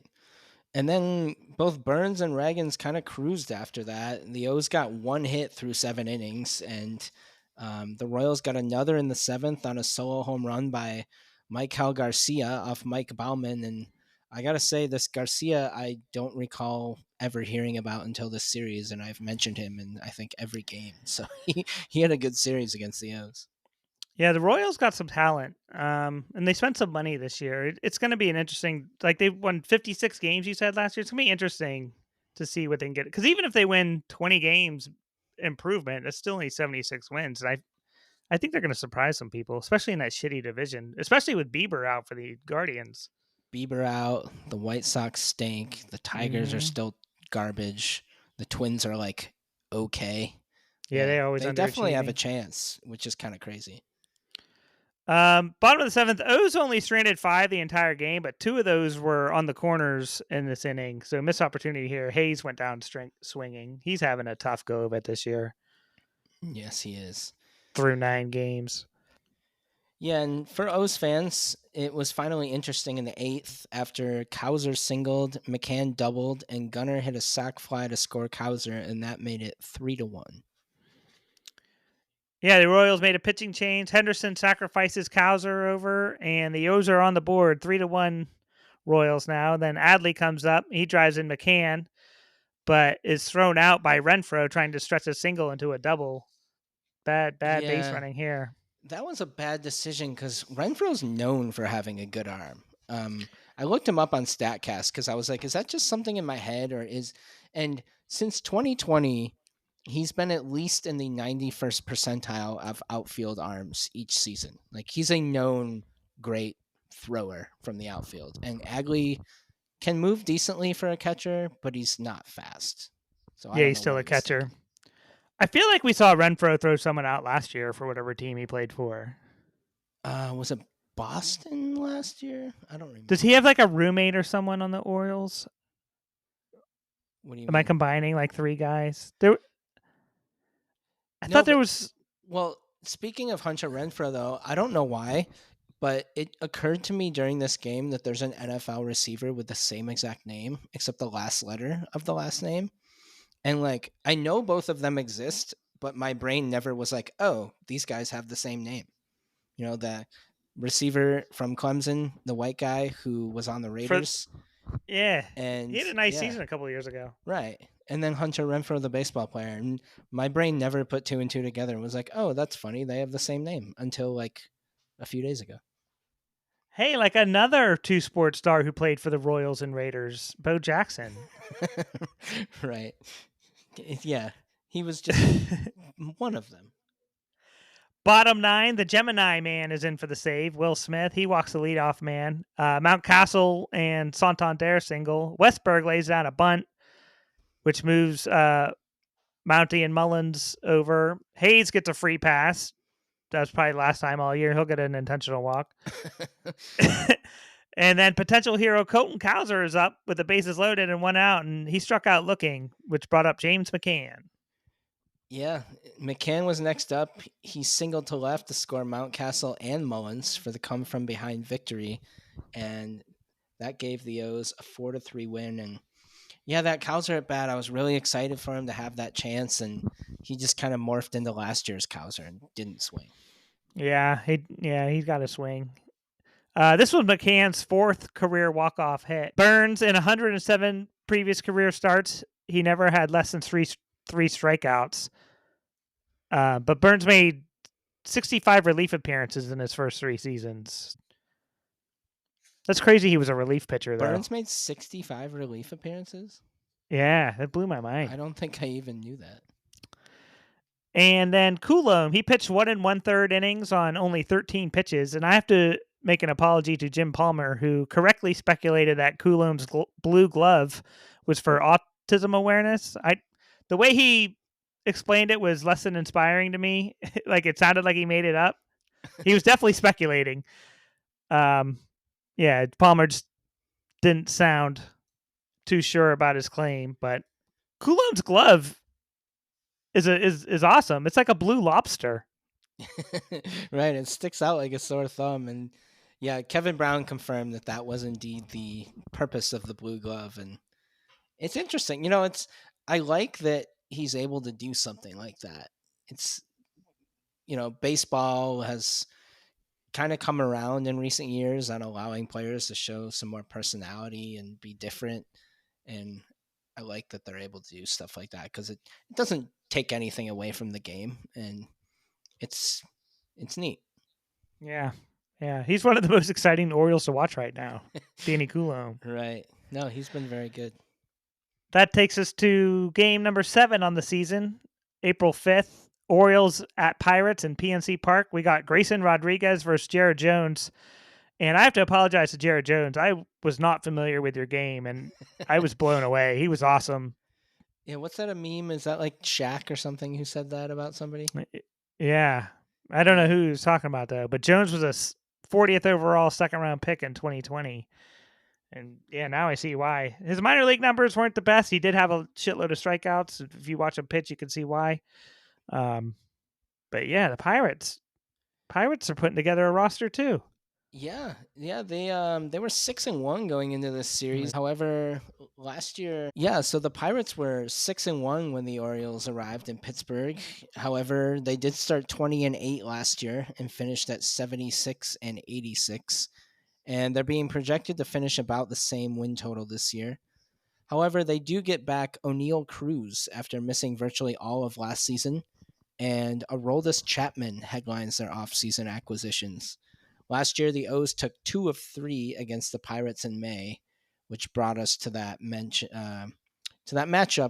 of the aforementioned Grayson Rodriguez and Jared Jones. Yeah, so we go to the top of the first. O'Hearn, he hit his first home run of the season, 103.6 miles per hour off the bat, 389 feet, and this would win $500 for Denise Webb of Nottingham, Maryland. 1-0 Orioles. And it was lightly snowing when that happened. I thought that was awesome.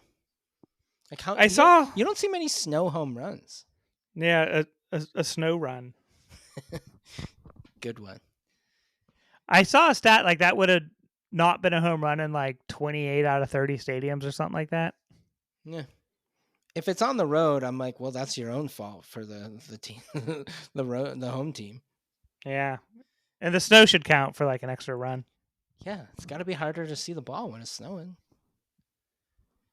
So the top of the third, Yeah, Gunner, he would lead off with a home run, so it's 2-0 Orioles.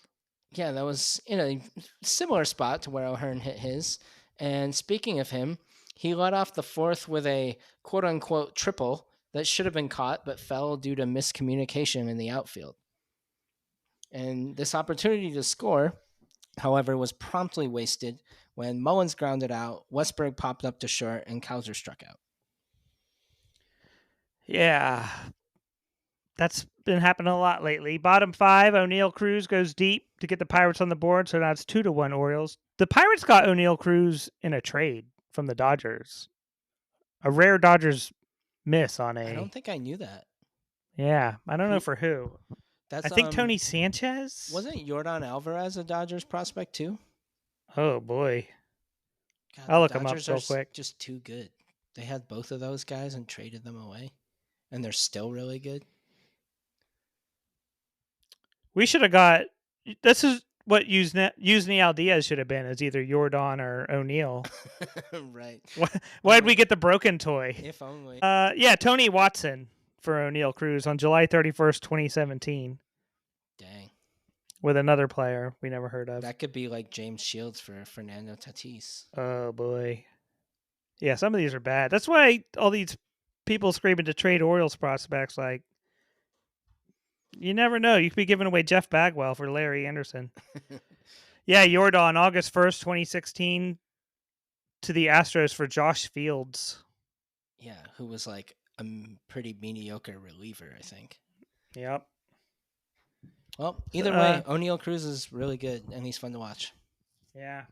Top of the 7th, Hayes pinch hits for Kauser and strikes out swinging, followed by back-to-back singles by Urias, Henderson, and Rutschman before Santander doubles in 2 runs to put the Orioles up 4-1. Yeah, and it appeared that Grayson would come out of the game after 6 innings, but he started the 7th and gave up a solo shot to Jared Triolo to make it 4-2. Yeah, I was surprised to see him out there in the 7th. Kramer pitched into the 7th today, too. Yeah, I just, it seemed like it was a perfect time to just go to the bullpen. Clearly, Hyde did not agree. Yeah, I guess we'll get to this a little later. I think I've questioned Hyde more in the first 9 games of the season I did all of last season. People were big into questioning him last year, and they won 101 games. So right, yeah, this year it hasn't been as good. So I think it's natural that they're going to be more curious about some of his decisions. I think my question is like, why did Ryan O'Hearn start in right field in one of these games in the 5th game of the season? Like, O'Hearn proved last year he was like a break glass in case of emergency type outfielder. Kauser's just sitting too much. I don't know if I love the Henderson exclusively at shortstop. I feel like now you're playing Mateo out of position. I understand Gunner's an awesome shortstop. I just thought the roster flexibility, him being able to go back and forth between short and third was super valuable. Like, I don't know. It's just a lot going on. Right. Yeah. We can get into it later, but I agree. O'Hearn, especially, he's just not a good fielder in right, and it seems silly to put him out there when you have several better options. Yeah. Mullins would hit his second home run of the season, the 8th, to give us our 5-2 final. Then I got 3 stars. Grayson, number 1. He pitched into the 7th. 97 pitches, 6 hits, 2 earned runs, 7 strikeouts. He looks really good so far, like as advertised. Yes, he does. 2 I gave to Ruben Stein. Damn it. You're in your own head now. Yeah. He went to Pittsburgh to see the game. He was hanging out with Pirates owner Bob Nutting. Hopefully Bob wasn't telling him how to run an organization. And in the first inning, Jared Jones became the first pitcher to strike out Adley this season. He hadn't struck out in his previous 25 at-bats, which was the longest streak to start a season since Manny Machado in 2014. Jones has induced 43 swings and misses in his 2 starts. And that's the most since MLB started tracking pitches in 2008. Wow. I did not know the extent of it, but that's an impressive stat. He looks good. I knew nothing about that guy coming into this. Yeah, me either. A couple of notes here. Jim Leland threw out the first pitch before the game, and I often wonder if he remembers seeing me at a Pittsburgh Max and Irma's. I'm sure he thinks about that every day. I'm so glad I didn't bother him. I thought about it. I remember thinking, because he took the Rockies job. He only managed there for 1 year, and it was like the off season between he was going to start at the Rockies. I wanted to say, hey, good luck in Colorado next year. I'm so glad I didn't. And this was the first game in Major League history where both catchers were number 1 overall picks, between Henry Davis out of Louisville in 2021 and Adley from Oregon State. That's interesting. I'm glad we got Adley and not Henry Davis, but yeah. Another note: this was Craig Kimbrell's first save as an Oriole. Yeah, he Hopefully looked good first here. of many. Yeah, I promised everyone he's going to do good, so he needs to back me up. Right. So that takes us to April 6th, Orioles at Pirates. Tyler Wells versus Bailey Flatner. You know anything about Bailey Flatner? Falter. My intern is getting so fired. I think. Yeah, Bailey Falter is a nobody, really. No offense to him, but God, he looked like Greg Maddux or something. I'm trying to Tom Glavine. Is that a yeah? I was trying to think of a good example of a pitcher who like was really good but didn't strike out a ton of people. Maddux probably isn't a great example, but He's lefty too, right? yeah. Yeah. I thought he reminded me of Glavine, but yeah, he looked good. Right. I mean, I'll just get into his stat line because there's nothing to talk about for the Orioles offensively until he left the game. But he pitched 6 innings, allowed 1 hit, 1 walk with 1 strikeout and no runs on 78 pitches. Like, I don't think I can tell you the last time I saw a pitching line like that, where somebody was that good through 6 innings and only struck out 1 person. Usually it's got to be at least like 3 or 4 minimum, you would think. Yeah, that'll keep your pitch count down low too. They could have let him go out for another inning. Right. Yeah, the Pirates get on the board early. Rowdy Tellez single to right. Oliveira's a double that made it 1-0. Joey Bart, who came up on the show last week, he homered. He's on the Pirates now, so it's 3-0 Bucks.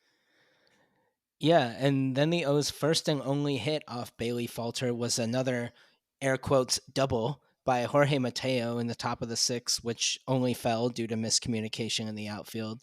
But then promptly Henderson, Rutschman, and Mountcastle followed that with easy outs to end the inning. Yeah, credit to Mateo for running that out, because there's a lot of guys that would have been at the Gatorade cooler by the time that hit the ground. Right. I was thinking the same thing. And he jogged a little too, which, everybody does, but when he's fast as hell, and when he saw that ball hit the ground, he just took off. Yeah, so what's his name? Falter? Mm-hmm. Okay, I have it written down right here. Falter only allowed 2 base runners on 78 pitches, and then came Nolan Ryan's grandson, Ryder Ryan. You got me on that one last year. I'm not going to... I know it's not true. Yeah, we saw him with Seattle last season. Yeah, but Santander would lead off with a walk. Westberg would double, so there's runners on 2nd and 3rd with no outs for rally killer Austin Hayes, who drove one into the ground. A recurring theme so far this season. But Tony Taters would score, so he got an RBI. Yeah, it was 3-1 Pirates. Westberg moved over the 3rd, and Cedric Mullins followed that up with a sac fly to score him. And it was 3-2 all of a sudden, and now the O's were in a game. I think Austin Hayes is the new Ryan McKenna to some extent. Like, Orioles fans need a punching bag now. He's kind of hitting like Ryan McKenna. He's known for his defense. Honestly, though, it should be worse because Hayes makes like $5.5 million more than McKenna. Not that there's a salary cap and it doesn't actually matter, but like you get paid to do a certain job and you're not very good at it. Like McKenna's more or less a league minimum guy. There is a salary cap though. Like there's an internal cap that none of us know about. True. Yeah. But Austin Hayes became the 66th Oriole to play in 500 career games. I'm wondering, can you name the other 65? Let's give us till like Wednesday. I might be able to figure it out. Okay, yeah. So where are we at here? Top of the 9, two-time All-Star David Bednar is in to close this out. Westberg and O'Hearn back-to-back one-out singles. Then Bednar would uncork a wild pitch that advanced both runners, and Mullins would ground to first. Tellez goes to the plate, and Westberg beat the throw. I don't know how. Yeah, and that made it a tie game at 3 with runners on first and third. Unfortunately, pinch hitters Colton Cowser and Tony Kemp both could not get a hit, so the game was tied at 3 going into the bottom of the 9th. So now we're in the top of the 10th. Kemp is the ghost runner here. He moves to third on Gunner's ground out, and then Adley flies one to center that scores Kemp easily for the Pirates' first lead of the game in the 10th inning. So it was 4-3 O's, and Mike Baumann started the bottom of the 10th for the Orioles on the mound with Brian Reynolds starting at second base. Connor Joe hit a hard single up the middle and stole second. This was followed by consecutive walks to Jack Sawinski and Edward Olivares. So the game was tied at 4 with the bases loaded and nobody out.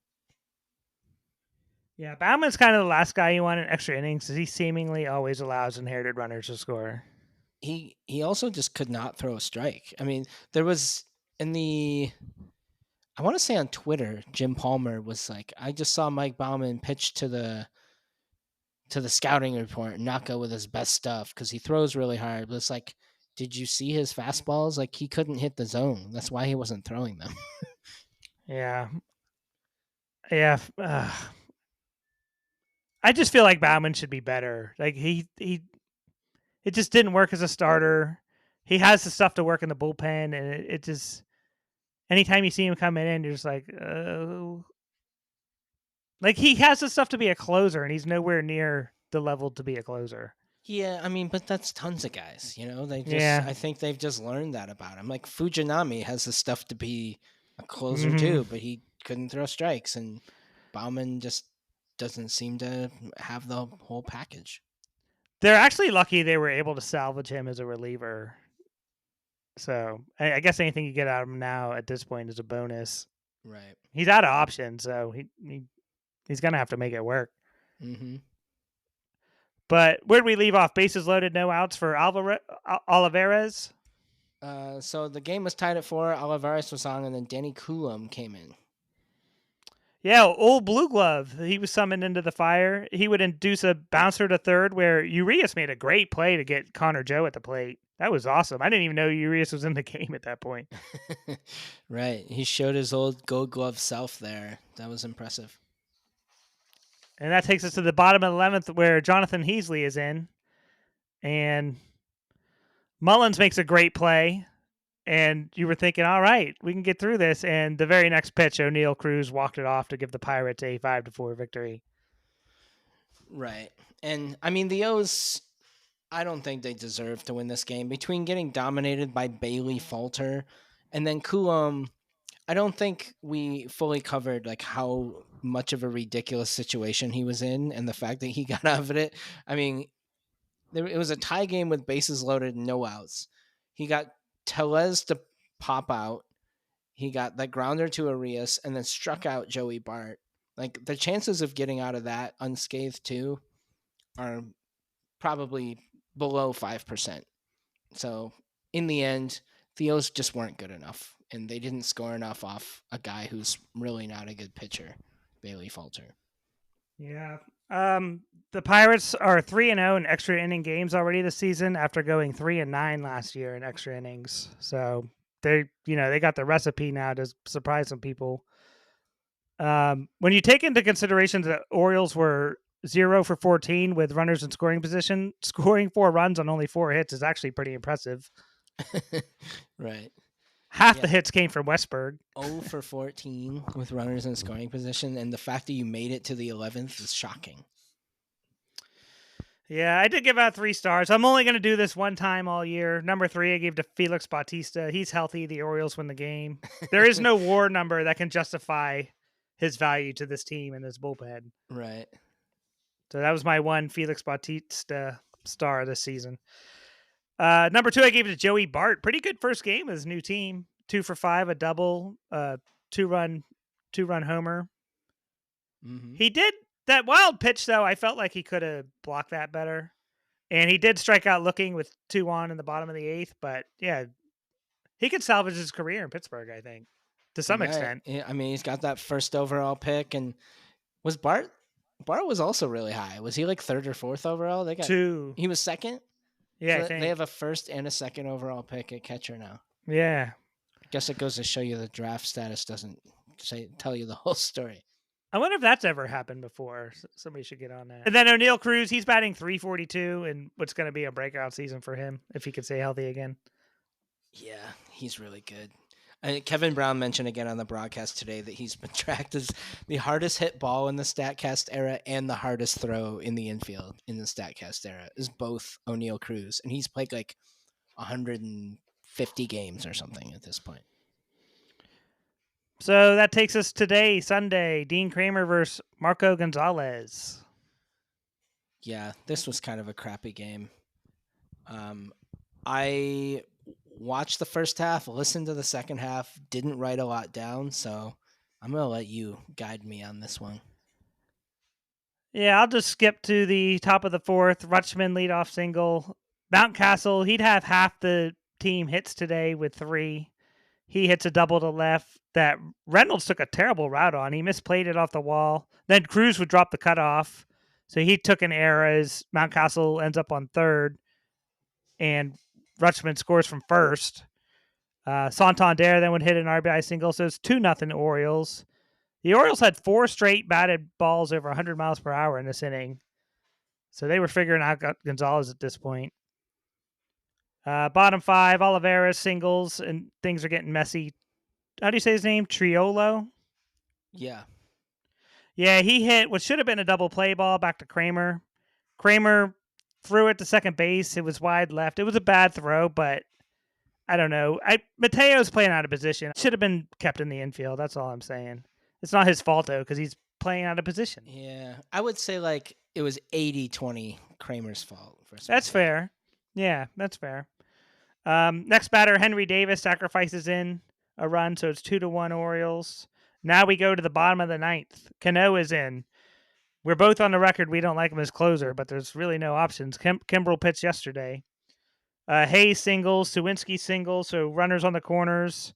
You can see where this is headed. Connor Joe walks, and now his base is loaded for Tellez.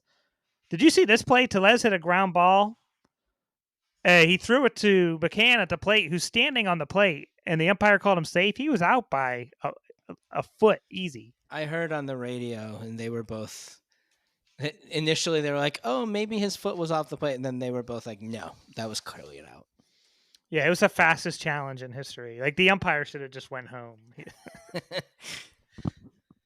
Then Oliveras hits a double play ball. Gunnar makes a great play to snag it up the middle. He would touch the bag as he was standing up, and he would just fire a ball into the ether, and it was 2 runs would score, giving the Pirates a 3-2 victory.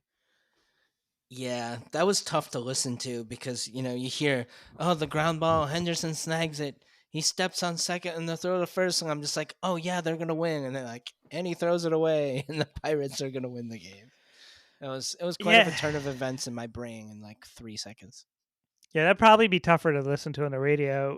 And at least if we're trying to find positive from this play, at least Gunner's errant throw didn't hit a cameraman this time. Oh, yeah, like the, was it Yankees last year? Yeah, the Yankee guy. Head. Nailed him bad. Damn.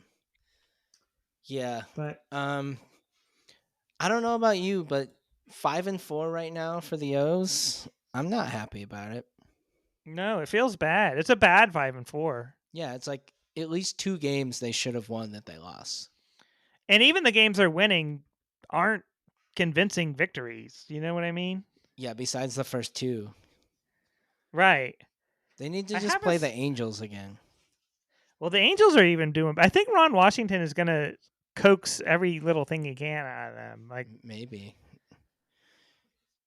Yeah, the Orioles went 3-3 in a week where the pitching had a 2.78 ERA. This is per the Baltimore Sun. And as Orioles hitters went 40 for 201 at-bats, a 199 average, and 8 for 47, a 170 average with runners in scoring position. Right. That's terrible. This team has too many good hitters to be playing like that. Well, and as you mentioned leading off, it doesn't help that Norfolk is just like lighting AAA on fire. Like all these guys who are getting, cursed at as like 100 RBIs already, they're going to be like, why isn't he up in the O's when they can't score? Yeah, it's going to be hard for these guys. Even if they're playing well, the guys at the bottom of the roster are going to feel the squeeze because they can't get rid of certain guys who may be struggling. Like Gunner's struggling right now, but he's not going anywhere. You know what I mean? That's Tony Kemp's head on the chopping block. Right. Yeah, I mean, there's certain guys like Gunner who are certainly going to turn it around, and but it is those fringe guys, like you said, the Kemp, and I guess Hayes isn't a fringe player, but like maybe he should be. So those types of guys could easily be replaced. Yeah, I've said a few times on the show, Hayes has already exceeded my expectations as a pro from when I saw him in Norfolk, but like he's kind of looking like what I thought he would look like. Not at this bad of a level, but I just never expected him to be an all-star or anything like that. And yeah, we talked about that a few weeks ago before the season started, how he'd be a great fourth outfielder, but like he's probably not somebody you want playing every day. No, and right now, quite frankly, he doesn't deserve to be playing every day, especially with the guys at Norfolk and Cowser, on the roster now. He should be playing a lot more. I think Cowser might be the second best outfielder on the team behind Santander. We just got to see it because if you factor in defense, I think Mullins has got to have the edge. But I see what you're saying. I think part of it, though, it's almost a detriment to the O's that they have so many good young players because you can't have a bunch of young guys sitting on the bench. So they're almost in a position where they know some of these young players are better and could probably perform better, but they're not all going to have starting roles. And you don't want that happening when they're like 22 to, or I guess in Holiday's case, 20 to 23 years old, just like playing occasionally, Do you have any recommendations to fix it? I think you got to get Gunner off exclusive shortstop so you can work in. I think you should call up Norby because you don't have to play Norby. You have to play Holiday if you call him up, but you don't have to play Norby. Even though he's earning a shot with his AAA play, but you can play Norby in left field and you can play him at second base. Why do you say you don't have to play him just because he's like not as young and more of a known quantity? Right. Like he's not a generational talent the way Holiday is. Any normal team would want to play Norby if they called him up, but the Orioles aren't normal with the amount of prospects they have. So I think he can provide a spark where you don't feel obligated to play him. That's fair. I do agree with shuffling the infield a little. I think, as we discussed and they said on the broadcast, Mateo really isn't a second baseman. He's barely played it at all as a pro, or at least in the majors. I don't know about minor leagues. And he's a great shortstop. Right. And then Gunner, I remember reading Keith Law, I think before last season in his prospect preview, he said if Gunner plays third base, he's like a Scott Rowland type player who was like a historically good fielder at third base. So, in second base, I think is probably the easiest of those three positions. And if you have some rotation of Westberg and Arias there, with the occasional, the only thing that I don't really get, and nor do I think I'm qualified to make a decision on, is how much does shuffling around the infield affect players? If you're playing like 3 games at third and then 2 at second, does that fuck you up, or is it not harmful? You know what I mean? No, yeah, and I agree. I'm not qualified to speak on it either. But from an outsider looking in, I just think nailing Henderson to the shortstop spot is causing more problems than it's helping. And that's not necessarily because of him. It's because of no, not at all. It's not Gunner's fault. Yes, right. Like the juice isn't worth the squeeze. You got Mateo out of position. Henderson's an awesome third baseman, like you were just saying. It's not like he's going over and sucking over at third base. It's not like I remember watching the Pirates in like 1999. They tried to put Jason Kendall in the outfield, and it was a disaster. It's not like that. Like you're putting a Gold Glover back at a Well, Gold like Glove position. when Machado was called up, he was a shortstop, and then the O's had Hardy, who was a Gold Glover, and he's been one of the best third basemen for like the last decade. So it's not unprecedented, and I guess in theory, a shortstop is more valuable defensively than a third baseman. But if you can have, and then besides Mateo, then you talk about the young guys like Holiday and I don't know. I don't think Norby's really a shortstop, but No, he's you a second you baseman. look at Holiday. He's everything I've read is like he can be a solid shortstop. Not going to be amazing. Definitely won't be bad. Like a league average shortstop. So, or and then you have a star at third. Yeah, I just don't get nailing him to shortstop. I'm glad I'm not alone on this. What sucked is I wanted to bring this conversation up today, and then Mateo made a great play at second base, and then that I got laughed at. But I still stand by the opinion that there's just no reason to force Mateo out of position. And Henderson could still start at short, 3 times a week. It's not like I'm saying never put him there. Right. Yeah, I don't know. How do you feel about Gunnar in the leadoff spot? Like, I don't think that needs to be nailed down either. I don't think he gets on base enough to be a leadoff hitter. Yeah, I liked last year where they were moving it. Like Rutschman batted some leadoff, Gunnar batted some leadoff. Mullins, is when he's going good, he's a prototypical leadoff hitter, at least an old school one. Yeah, I don't think Gunnar he's an awesome hitter, but it's not like old school where you want like this little tiny speedy guy to get on and try to like steal bases. I think you want somebody on base, and he's not really that type at this point in his career. I'd love if he became like a consistent 400 on base percentage guy, but he isn't that right now. So I don't really see the benefit in that. But on the other hand, how many real leadoff types do the O's have at this point? I don't know if they really do have any. Rutschman's got a high on base percentage, but that's probably where it would max out. I think what worked out so great last year was they were flexible, and it just seems like they're not willing to be flexible so far this season. I guess that's what I'm trying to say. Yeah. No, I can see that. Yeah. But I think it seems like both of us are kind of angsty about this 5-4 start, and I think I'm glad I'm not alone. And then I brought up question Hyde earlier. Another thing I questioned, this one doesn't seem major at all to me, but I did question it, was putting Wells in the third spot in the rotation. I just think like Burns, Rodriguez, Wells are kind of similar. I know Burns is in a league of his own, but then you got Kramer and Irvin in the back end.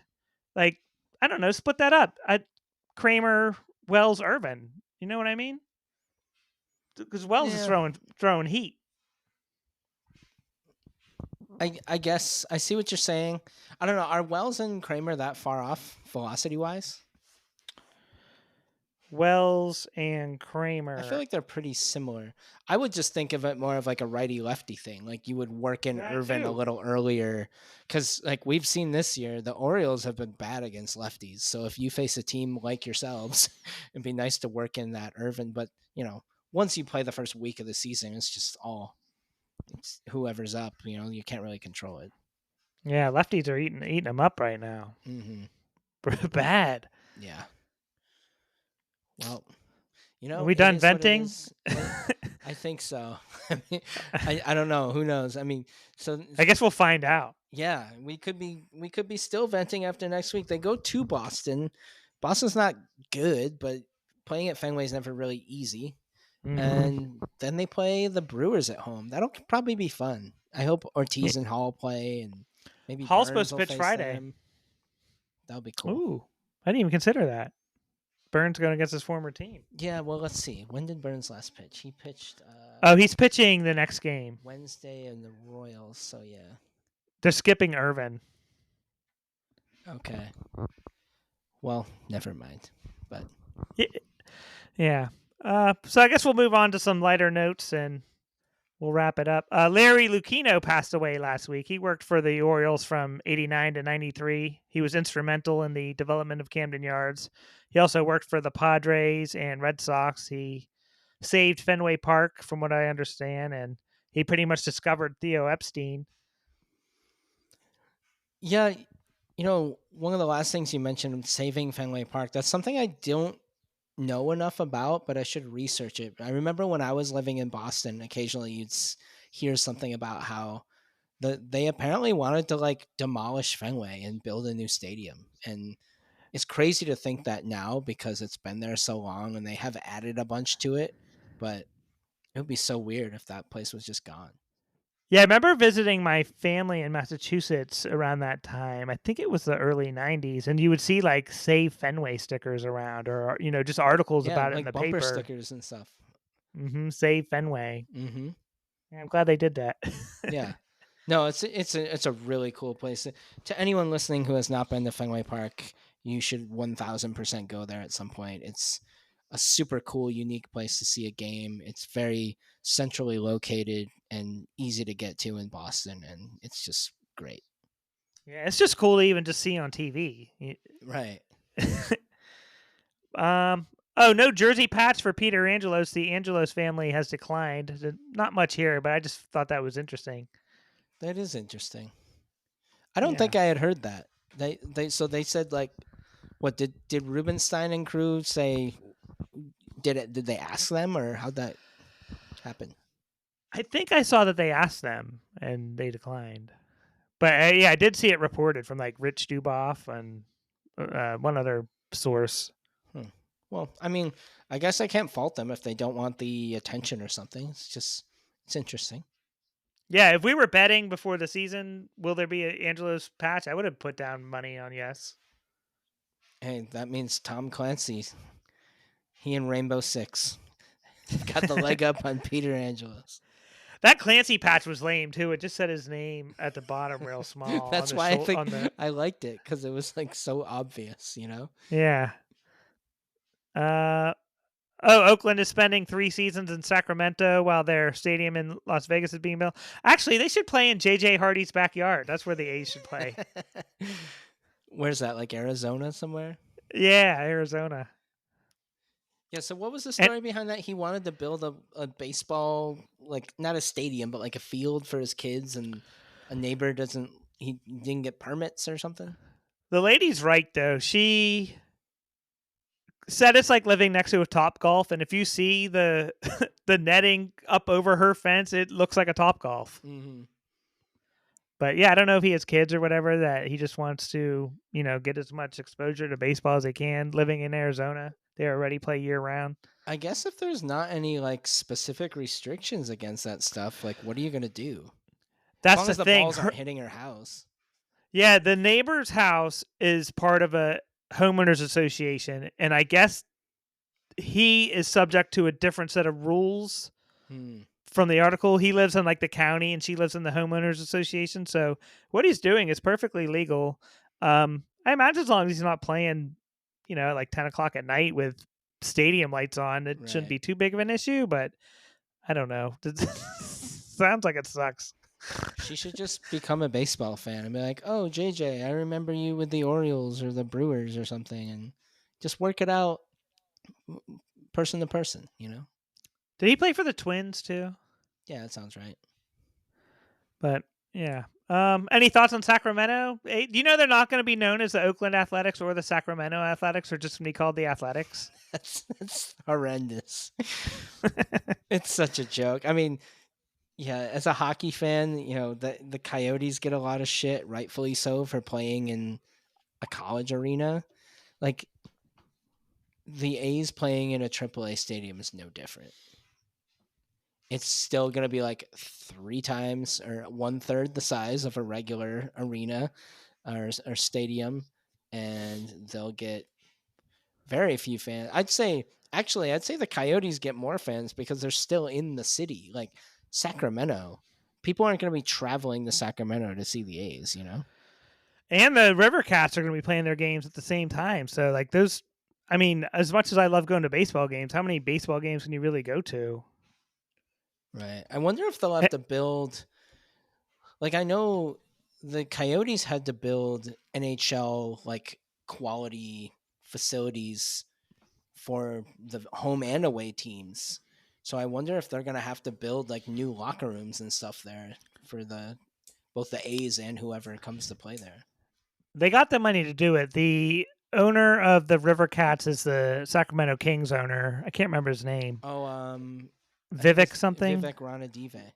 Yeah, that's it. And I don't know. Part of me just hopes they kind of stay in Sacramento forever. Just sell the team to Vivek Ranadive, and let's just stay in San Francisco. This Las Vegas stadium looks horrible as well. Did you see the renderings on they're that? not going to build that thing. The one that they're like, they said it was inspired by the Sydney Opera House or something. Yeah. There's no chance that happens.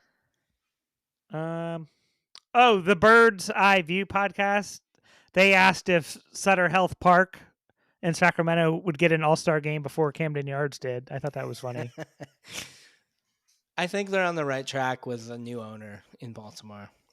I don't think that's anything to worry about, but it is a funny joke. And I see people complaining about the handlebar celebration and the revving of the engine. I just want to say that what fans have to say about the players are doing for their team celebration doesn't matter. Like, it's not for us. If we like it, cool. It's a parasocial relationship between fans and baseball teams. And as long as they like it, that's all that matters. It doesn't matter if we can glom onto it or not. Right. Yeah, I agree. I mean, the splash thing was cool last year, and I don't know. You don't always have to have a team celebration that's like embraced by the fans like that one was. And like I was saying with a parasocial relationship, anytime a player is talking to you, I bet they're being paid to sign autographs, or they're at the stadium before the game by the dugout, like they're on the clock. They're that's all. We don't have to like everything they do. Right. We sold a hat. Oh, nice. Someone bought it, huh? Yeah, shout out to Juan. He bought the black hat. So there's one hat remaining. It's $30 on eBay. That's the cost it takes to ship and the cost of the hat. Sweet. Now, I'm not trying to like dox anyone, but is Juan is he like a Maryland resident, or is it like a random place? I know him from work. All right. Well, that's nice of him. I was hoping you didn't ask. I was curious. Too curious, I guess.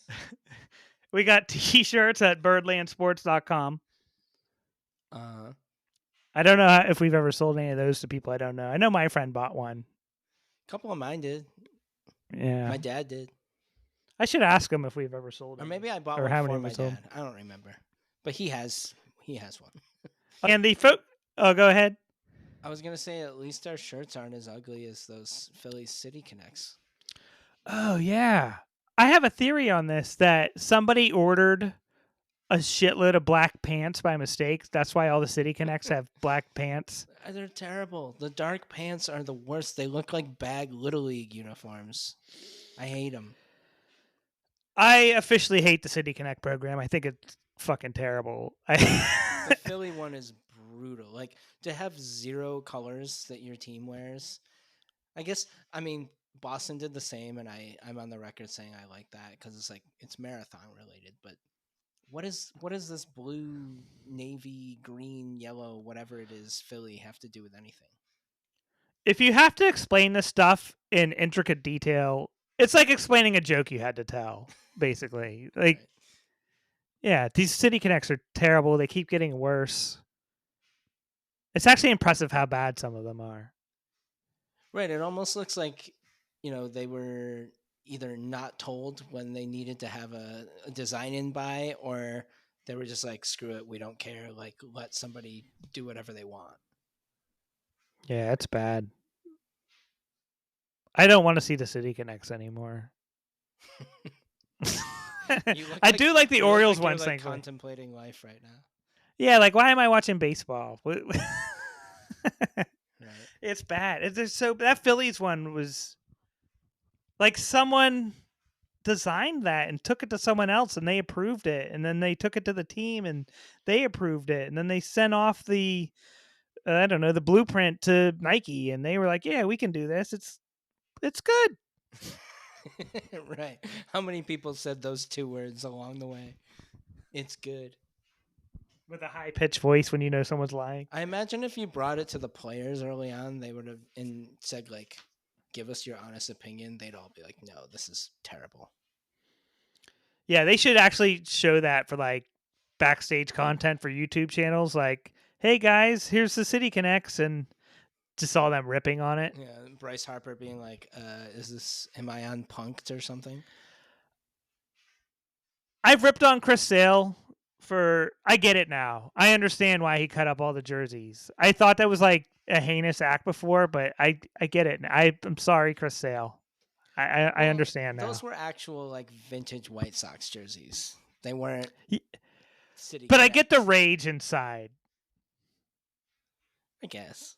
Yeah, I those guess Philly ones. You have the right to be as angry as you want about any certain uniform, and he clearly was not happy about those. But those were also not like 2024. Pull something out of your ass and put it on the field type jerseys. Yeah. So thumbs down on the Philly Connect, right? 4 thumbs down. I guess we'll wrap it up. But we had a focus group. They told us the apology segment was redundant with the jersey numbers, so we're scrapping that. We got a new segment. We'll debut it next week since we're running over today. And that's about it, right? Yeah. Sounds good. This was fun. Thanks again to Jake for joining us, and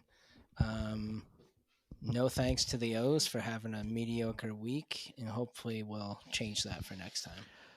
Yeah, the Tides are in town, so at least I'll get to see some good baseball this week. Yeah, go see lots of runs.